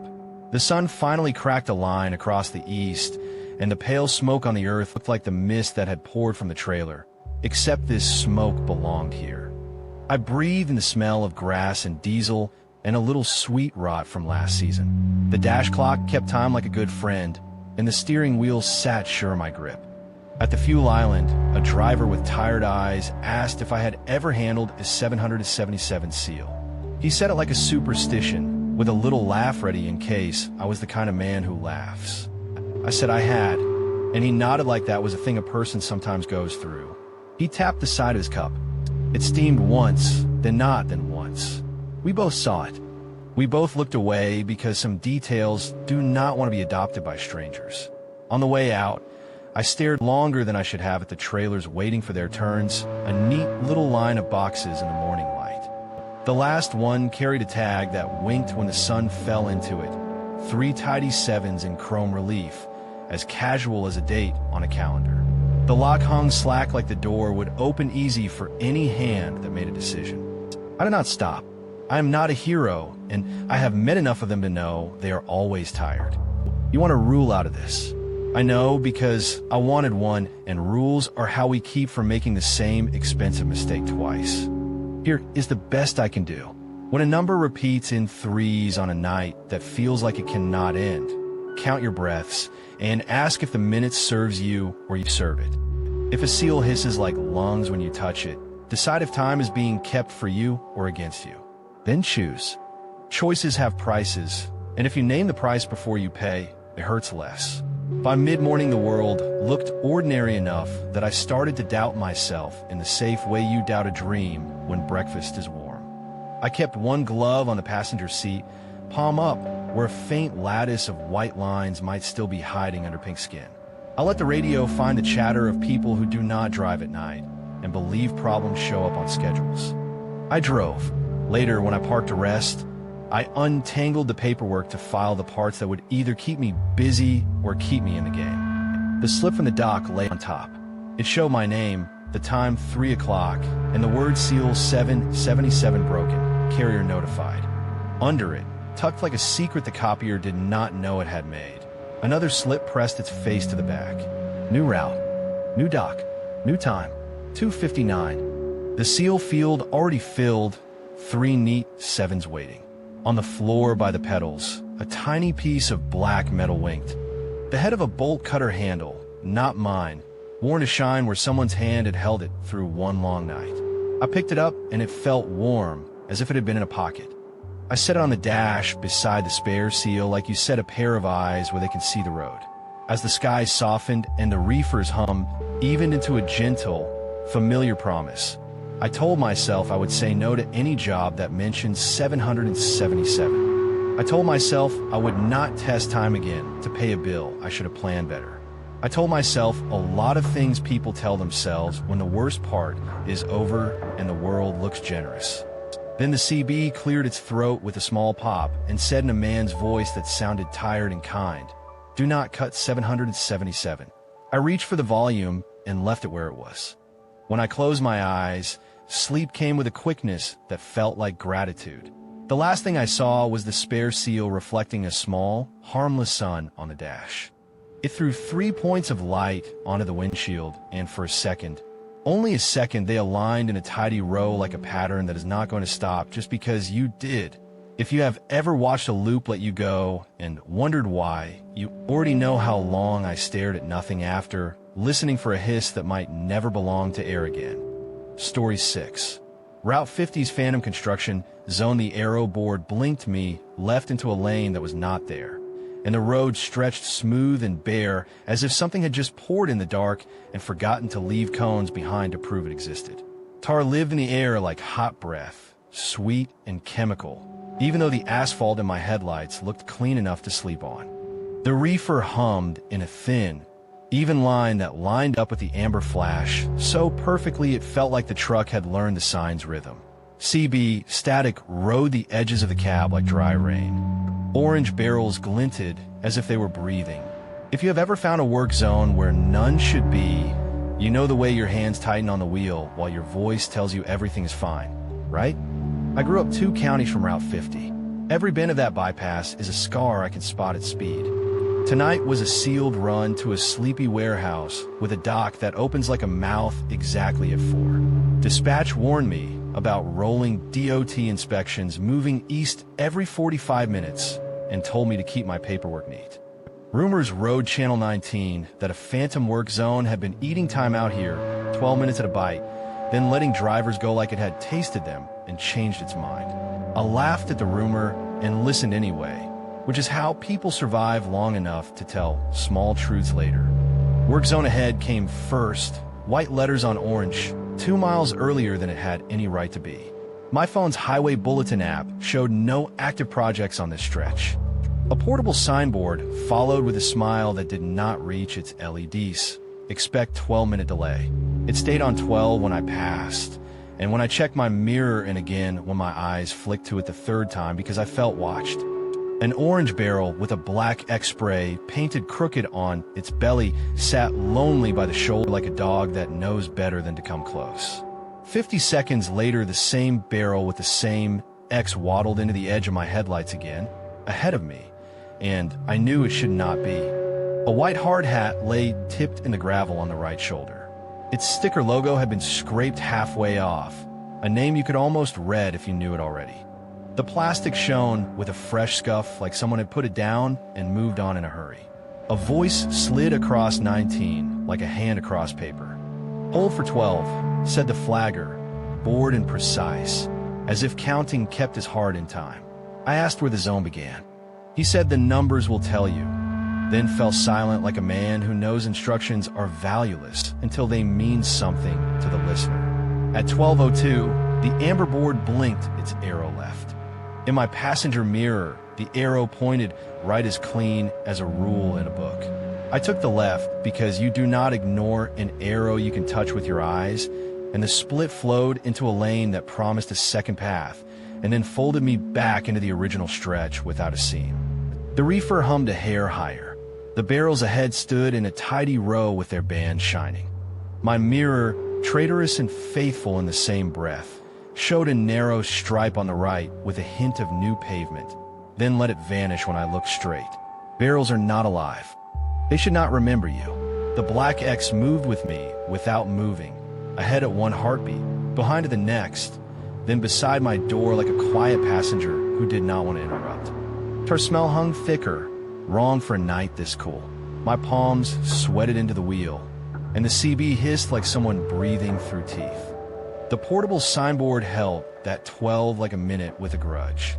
I told myself the world was stupid tonight, and I was smarter than it, which is the kind of sentence that makes the world smile. Silhouettes appeared under a light plant by the right shoulder, figures in hoodies and hard hats where faces should be. They waved wands without speaking. Their movements were tidy and detached, not bored so much as practiced. The reefer climbed 0.3 degrees and then paused like it had been asked to stand still for a picture. The signboard blinked and the 12 went dark and then returned to the same number, fresh as a reset, the way clocks do when the power bumps. I glanced in the mirror and the black X barrel perched behind my trailer doors like a pet that keeps up no matter how fast you walk. The wand in one worker's hand pointed me left. In my glass it pointed right, and the disparity felt like a word you cannot pronounce in front of judge. I tried for the old farm exit that cuts a mile off when the main line snarls. GPS said take it. The arrow board said no. Orange barrels stepped into the lane one blink at a time, not physically moving, but existing where they had not existed a flash before. The map spun, recovered, and pinned my little truck icon on a loop. CB coughed. Hold for 12, the flagger said, and I thought about the DOT convoy making its sweep and how I would look explaining a phantom to an officer who has paperwork and a night to finish. A tiny CCTV screen mounted at knee level on a barrel showed my headlights coming in, then looping back out, then arriving again, like the zone had captured a small film of me and was proud of its work. My phone bars dropped to 1, then none, as if my pocket had become a Faraday cage. The crew channel stopped being a conversation and turned into a metronome. The GPS map locked on a single view and would not zoom. Fuel burn climbed as I idled between blinks, trying not to be the driver who breaks a cone field to save face. My HOS clock chewed minutes I could not afford, and the dock's 4 a.m. window went from difficult to comical in the space of a number tick. The reefer chattered its warning, and I shut it up because noise was teaching fear faster than facts could. Here is the theory that tried to save my pride. A DOT trap. Cameras in barrels. Warehouse tickets waiting to print when a driver darted between cones. I told myself the blinking 12 was a dare shaped like a test, and if I failed it, paper would follow me home like a smell. The barrel with the black X spat a slip from a little printer slit under its rim, and the white paper fluttered in the breeze like a polite flag inviting me to take it. I had not stopped. The violation said lane intrusion, timestamp 12 o'clock, location service zone, signature on file. My signature stared up at me in a line that knew my hand when I did not recognize my own pen. The portable signboard clicked off on its own and clicked on to the same sentence. Expect 12-minute delay. The crew truck rolled by with the same half-scraped logo on its door as the hard hat I had seen, the way a brand shows itself even when someone tries to erase it. In the mirror, The barrels were a hair wider apart. Through the windshield, they were politely touching, as if they would not move until I looked away. I realized the reflection was the only view that changed, and that is not a kind habit for glass to develop unless there is a reason. I lined the passenger mirror inward to frame the aero board and left the windshield to be the picture it wanted to be. The flags of the hard hats did not ripple in a breeze. The reefer ticked up another 0.2, a child taking a cookie while everyone watches and no one speaks. The flagger's voice counted down to 0 in a tone that did not care whether I acted. 12 to 1 and back, then silence that fell patient. The phone woke for a breath and died. It would be funny if it were not my night. At some point, decisions stop being delayed and become a shape you stand in whether or not you believe you chose it. I centered the black X in the mirror and waited for the arrow to blink. In Mirrorland, the arrow flipped to a right bend. On the board itself, it held left like a commandment. I told myself I was not driving by glass, only letting a different angle show me the world I already knew. Words do that. They make bravery out of something that might just be desperation with a better hat. The first push into the gap felt like easing a door that is always opened only if you pretend it will not. Barrels slid without sliding. Their shadows shifted without moving. The windshield insisted there was no lane. The mirror showed a ribbon of fresh pavement with faint dust on it, like a path walked at dusk. I kept my will steady on the mirror line and did not adjust for what my front glass told me, which is a sentence I would have judged as reckless this morning. The reefer alarm wailed and then fell mute as if the machine had decided to let me think my own thoughts for the next 30 seconds. Crew figures held their positions. One did not wave. Faces were still and present only if you tried too hard to give them features. My tires made a soft cereal crunch over grit that did not exist a blink ago. The amber arrow flipped to a sequence I recognized from daytime lane drops. Left, left, straight, left. The mirror played it backward, right, straight, right, and that was the pattern I followed. The tar smell climbed as if someone had pried a lid off a pot of black sugar. It got into my mouth and made my teeth feel like they wore coats. I looked for the black X like a man watching a buoy on a dark river. In the mirror, it marked the empty band between barrels, a space the windshield refused to show me. My will trembled a hair. The crew truck eased parallel with my cab, quiet as a parked thought, then vanished in the glass like someone pulled the power on a projector. I let out the breath I had hidden behind my ribs and held the lane that only existed when reflected. Numbers can be lies until you decide to live by them long enough to see the truth they wanted to share. There was a feeling when the trap let go. The reefer pitch dropped half a note. The CB static unrolled into a single line of breathing and then softened to nothing. The portable signboard behind me went blank in the mirror, then glowed white, then carried a different message: road work next week, which felt like a joke told by a person who is tired of new people. My HOS clock stopped looking like a cliff and looked like a hill I could crest if I did not think about it too hard. I would still be late. I would not be trapped in a sentence that never ends. I crossed the section where the barrels had been and looked around for proof, because just surviving is not enough when doubt wants a second passing. The hard hat with the half-scraped logo sat on the left shoulder now, wrong side for the way traffic flows. The portable camera screen flickered to a blue square the color televisions use when they need an excuse. A new orange barrel sat alone behind a guardrail with a fresh black X on its belly that looked like a hand had done it while looking in a mirror. The hand had gotten the slant wrong and had not cared. I came off Route 50 to the connector like a man walking off a moving sidewalk. The world's noise returned with opinions, and that is how you know a spell is over. The doc took me in late with a shrug because night cruise like a story even when they do not believe any of it. The foreman signed my receipt and told me the DOT convoy had stopped 3 miles behind and made a mess of a guy who cut cones. I nodded like that news was about a different person on a different night. He said I smelled like tar and asked if I had driven too close to a paving train.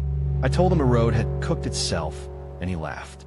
Back in the cab, an email blinked the way trouble does when it has been awake longer than you. Unauthorized use of restricted maintenance lane timestamp 12 o'clock. The still frames show my truck threaded between barrels that were not touching in the picture. The portable signboard in the background read 12, like a clock that never learns the next number. I paid the fine because there are times to argue and times to admit the world got one over on you and move on. On my return leg, after sunrise, Route 50 looked lawful and bored. No beds, no crew. The shoulder clean enough to eat off. If not for the faint tar sugar in the cab, I could have convinced myself I had told a story to keep from thinking about bills. At mile 68, where the barrel camera had lived, my passenger mirror showed a single faint blink of amber that no board cast into the day. It clicked into the corner of the glass and died. The hard hat was gone, which should have made me feel better than it did. If you ever find yourself in a work zone that appears on your schedule, but not on the states, ask your mirror what it knows that your eyes do not. If the signboard holds 12 the way a drowning man holds a log, decide whether the number belongs to you. If a barrel wears a black X, trust it as a breadcrumb only when you do not look straight at it. The road has tricks. Sometimes a trick wants you to choose what you believe. Sometimes that choice is the whole point. I have thought about the crew that waved and did not wave. Maybe there are people who move like clock hands because the job trained them to. Maybe they are echoes stitched to a schedule that never got told it could go home. That half-scraped logo on the truck door shows up on an invoice from a contractor who lost a bid 3 years back. Maybe their gear got left in a yard and the night borrowed it because night likes costumes. It has not changed the choice I made. I picked the glass over the face because the glass was honest for once. I keep a small habit now. When I pass any portable signboard, I glance once at the mirror to see what the reflection wants me to know. Most times it wants nothing. Once in a while it shows the same thing backward, and I let myself smile because not all hauntings want harm. Some only want consistency. If a number holds too long, I count to 12 and keep moving so the count belongs to me and not to whatever is hiding behind the board. The reefer has behaved since then. The hum finds its slot and stays. The CB coughs like it is supposed to when lonely stations sign off the way they always do at dawn. The only echo left is a small one. At the edge of the passenger mirror, when the light is just wrong, I catch a faint amber wink that taps the glass once, then again, then settles as if the road is practicing for a night I have not met yet. I do not answer it. I nod like a driver who respects a schedule that does not involve him. Now we ease toward the end of the run. If that 12 ever tries to keep you, measure what you will trade for 12 minutes and decide early. It will feel smaller after you choose. If you have your own version of Route 50's Phantom, tell me what it takes. It helps to hear what the road asks of other people when it wants to make them late. Story 7. The rest area that watches the security camera in the rest area lobby blinked red like an eye, and when it closed, the vending machine whispered my name as if it had been waiting for me to answer. This was the last safe pullout for 30 miles. Sodium lights buzzed over an empty lot that smelled like disinfectant and burnt coffee. A fast wind shouldered trash across the pavement and rattled the metal picnic sign. My reefer hummed steady behind me, a thin line of sound that made the rest of the place feel like it was holding its breath. In the bathroom wing, a hand dryer whooshed to life, then another, then a third, as if someone invisible walked the row and dried air. I told myself it was motion sensors and old wiring as the camera blinked again. I had to take a 30 by 230.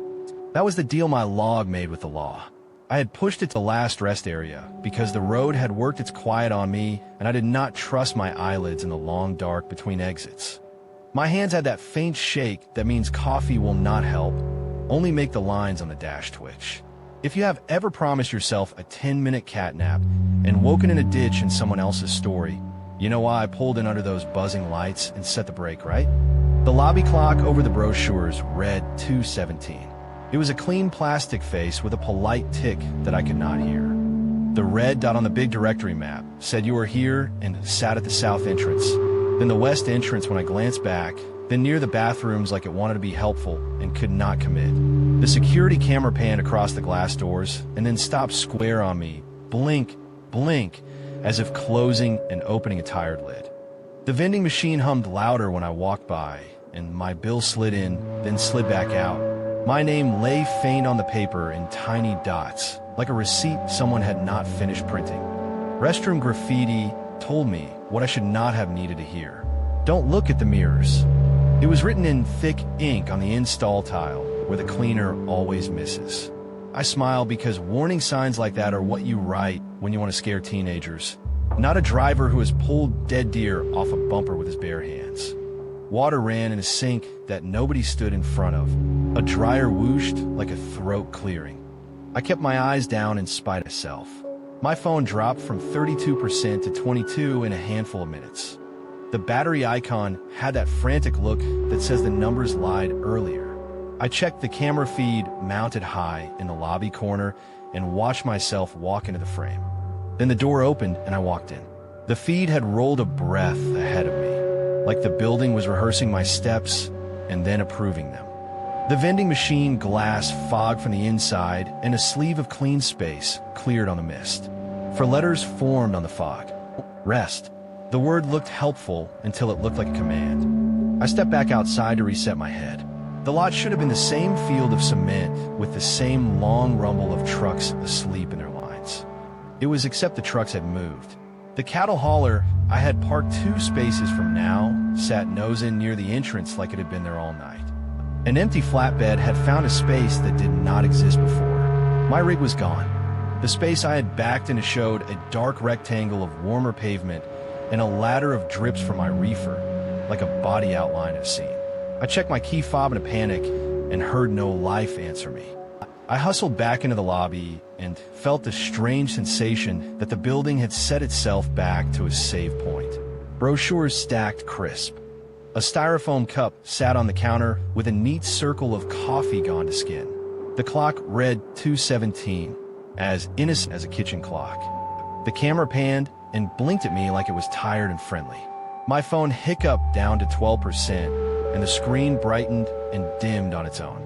Rest, the vending machine glass whispered again, as if it could close its own throat on my name. Most nights, places like this want nothing from you but the heat your body leaves in their air. This place looked like it had decided to prove the rumor that some rest areas were built to catch strays. The directory maps read, that floated a fraction to the right while I looked at it, then slid to the exact center of the lobby. The tiny arrow of the dot pointed at my boots. It pointed at me even when I moved to the next square. The map was not wrong about where I was. It was wrong about who was doing the moving. Hand dryers whooshed on in the bathroom in a marching order that made no sense unless you imagined footsteps. The stall door at the end shifted an inch and tapped back against its latch like someone fidgeted inside. I held my breath not because I expected a person to step out, but because I expected a reflection to behave like a person, and I was not ready for that. The mirror over the sinks carried a soft film. My face swam up in the shine and then fell behind the real me by half a second. My mouth closed in the glass after my lips had already met in the room. I said my name to hear a living voice without a speaker in it, and the camera blinked twice like a person who will be patient but not forever. The phone died from 12 to black in a wink that felt rehearsed. I lifted the CB where it lived in my coat pocket and thumbed a call for any driver in the lot who had eyes on a missing truck. Static purred. A single word found its way out of the noise. Rest. The voice did not belong to anyone I knew. It sounded like the machine again, trying on a mouth. The DOT test theory arrived to save me. Maybe this was a surveillance site. Maybe the state wanted to measure fatigue and see who obeyed brake rules by catching faces and logging times. I liked that idea for 20 seconds, and then the bathroom mirror blinked with 2 small red dots inside my reflection's eyes. They were not 2 dots floating over glass. They were 2 tiny camera LEDs blinking in the wet shine where my pupils should have been.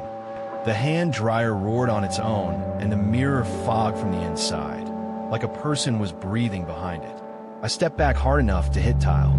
The directory map squeaked as if someone touched it with a palm. The red "You Are Here" dot slid from the center to the bathroom, then to the lobby again, then to the glass door. I followed it like a student who has given up arguing with a teacher. Outside, the lot had emptied. No trucks, no cars, No maintenance van, no someone sleeping with a dog on the picnic bench. I have been alone enough on highways to know what real empty feels like. This was different. This felt like empty on purpose. Choice is not always a moment. Sometimes it is a slope. My log ticked toward 2:30, and I had not logged a break. The clock on the wall insisted on 2:17 with a politeness that was more threatening than a shout. The camera eyed me and blinked as if offering me a bargain. The vending machine hummed until the glass vibrated, then quieted the way a crowd quiets when someone stands. I pressed my hand to the glass, and it fogged under my palm in a shape that fit too well. In the fog, a circle cleared, and the word rest formed again. I could see my bill stuck back in the slot. I smashed the glass with the heel of my hand where the circle lifted. You should not be able to break a machine that fights bored mechanics for years. The pain slivered like sugar and folded inward. A sweet, stale air moved across my face. My bill lay curled like a little tongue. I snatched it and felt a tiny drag, as if a thin string ran from the bill to the power that liked the word. The cameras swiveled in unison like sunflowers following one sun. Every red LED opened and closed together. The building made a soft breath and held it. Inside the glass of the bathroom mirror, a row of drivers leaned forward. They were not people. They were reflections of people I was not seeing in the room. Some faces were older than me and some younger. More uniforms that the DOT has not issued in a decade. All of them watched the spot where I stood. All of their eyes held those tiny red blinks. No one moved their mouths. The hand dryers fired together and the sound became a sheet like wind. I looked down at my hand because it seemed less dangerous than looking at my face. A print had come off the vending glass onto my skin. It was my name in the same dot matrix that had marked the bill. The letters faded as I watched, then reappeared faintly when the camera LEDs blinked together. I said the word no, and I was surprised at how calm it sounded. Then I said the word yes, and the machine hummed in reply, as if it had misunderstood the direction of the sentence and liked the sound. My truck reappeared at the edge of my vision for a blink. It sat in a space under a broken light, where the dark makes edges unsure. In the glass of the lobby door, my reflection lagged a beat behind me, and in that beat the clock over the brochures changed. It was tiny, a twitch, a nervous tick the size of a second. 2:17 became 2:17 again, but not the same way. The hands had moved and returned. The loop had taken a breath and decided to hold it a little longer before letting go. The map's red dot slid to the exact center of the lobby and stopped, and I felt that strange certainty a person feels when a coin hands them heads twice in a row. The cameras blinked and did not open. The building's hum went from one note to two, like harmony deciding if it will help the melody. I made another decision. I would not look into the mirrors again. Not the bathroom glass, not the lobby door, not the dark slick of the vending machine. I would not give the blinking eyes the shortcut they had found into me. You cannot think your way out of every trap. Sometimes you pick a simple task and make it into the only thing in the world. I stared at the clock. I stared until the second hand's polished edge made my eyes water. I let the hand dryers roar, and I let the vending machine whisper, and I let the camera blink. I turned my head slightly whenever my own image tried to catch the corner of my attention. When the second hand trembled, I did not blink. A small part of me tugged hard to turn and check if my truck was still there. I did not turn. The clock changed. The second hand jumped forward and did not jump back. 2:17 became 2:18 with the softest slide of plastic on plastic. The dryers cut out as if someone pulled a plug. The camera LEDs went dark and stayed dark a full breath longer than any blink should be. The vending machine's hum cooled half a note and the fog on the glass cleared fast, revealing nothing but my own smudged handprint. The map's red dot snapped back to the south entrance where I had first seen it. In the door, the room reflected itself in time. I walked. You do not run from places that like to see you move fast. You show them the top of your head and you do not make noise.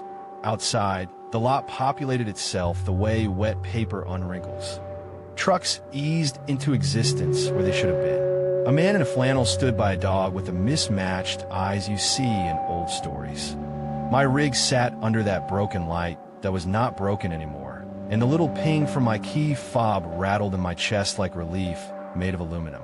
I climbed in and shut the door, and the cab accepted me without a comment. My ELD did my least favorite move. It stamped a violation. Failure to rest, 217. It did not show 230 or 218 or anything a human could argue with later. It stamped the number that had been a cage. I set the drive to on, and the truck lived beneath me with that loyal sigh old machines make when you ask them to ignore paperwork for a minute. I pulled out and did not look in the mirrors until the ramp put me on the highway, where the hard part is keeping a line straight, and you cannot spare attention for ghosts. The road returned itself like a smart dog who pretends it forgot and then wags when you throw the ball anyway. The night fell into a calmer rhythm. My eyelids behaved like employees who wanted to keep their jobs. A crosswind shouldered the trailer and let go. A trooper passed in the fast lane with the tired speed of a person who has talked to 3 lies already tonight and wants breakfast. I kept both hands at 10 and 2 as if I could promise good behavior with posture. The delivery was late but simple. The dock guy stamped my paper, glanced at the violation code, and shrugged the way men do when you tell them your night was weird and they cannot afford to believe you. I sat in the cab and listened to the reefers hum and told myself it was the cleanest sound in the world for someone who just outran a choice. I could feel the building still in the back of my head, picking at the edges like a tooth you miss with your tongue. When the sky opened to early gray and the east made its knees known, I pulled into a 2-pump truck stop for bad coffee and something wrapped in wax paper. I reached for the visor mirror out of stupid habit to check the road on my face before I spoke to a cashier who has seen worse. The glass caught the clock in the corner of the cab. It should have been 5:11. It read 2:17 in the reflection, as if the little circle had never learned anything else.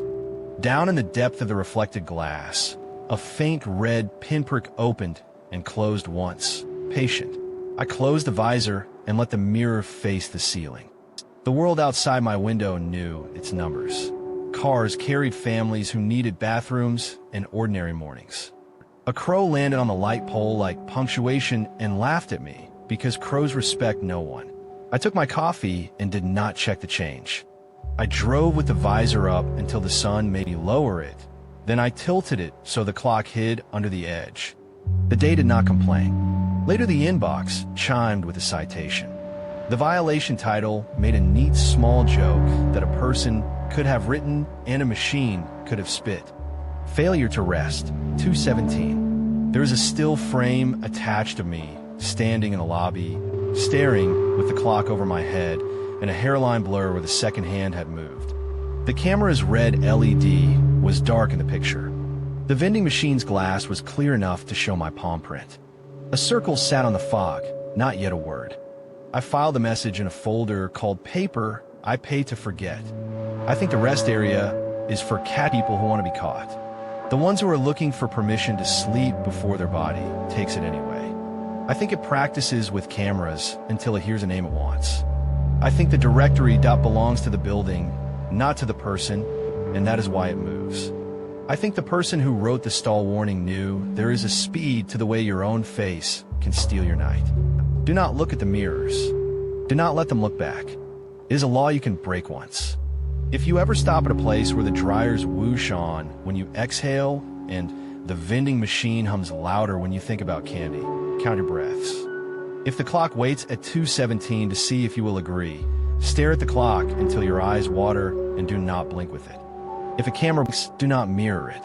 It will convince itself you are a person and not a reflection that belongs on a wall. If the map moves the red dot to your boots, step aside and make it slide back. I will have to log a makeup break today and explain to a person who does not have time to hear about vending machine glass that writes words. I will keep the visor tilted and the mirror dark until I trust the reflected clock to tell me the hour we are living in. Maybe there will be at noon. Maybe there will be never. That is all right. A driver can live a long time with a visor down if the road ahead honors the line. On the next night run, I will stop at a different rest area where the cameras sit with their eyes closed and the dryer buttons are long dead and the vending glass shows only a stubborn stack of apple pies.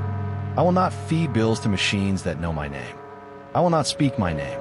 If the clock reads 2:17, I will drive on and let the rule book bite me for it if it must. Some numbers belong to buildings that pretend to be helpful, and some belong to people who will not. I will tell you this, late listener. If you ever feel watched by a place meant for rest, look at anything but your own reflection. Look at the ceiling with water stains that map rivers from a storm no one reported. Look at the brochures folded to show a lake you will never sit beside. Look at a clock until it remembers honesty. Then leave before you forget that the road is supposed to carry you past the kinds of roots that want to keep you. That brings us to the end of tonight's haul. 7 trucker stories from the places where the mile markers don't line up and the rest stops remember your name even when you never gave it. If you've ever run a night route, you know the silence is never empty. It listens. Which story haunted you the most? Was it the mile marker that never changed, the seal that hissed like lungs, or the rest area that kept its eyes open? Let me know in the comments, because your take is part of what keeps this road alive. If you made it this far, you're one of the rare few who finished the run with me, and I'm grateful. Don't forget to drop a like if you felt the chill, and subscribe so you're ready for the next trip.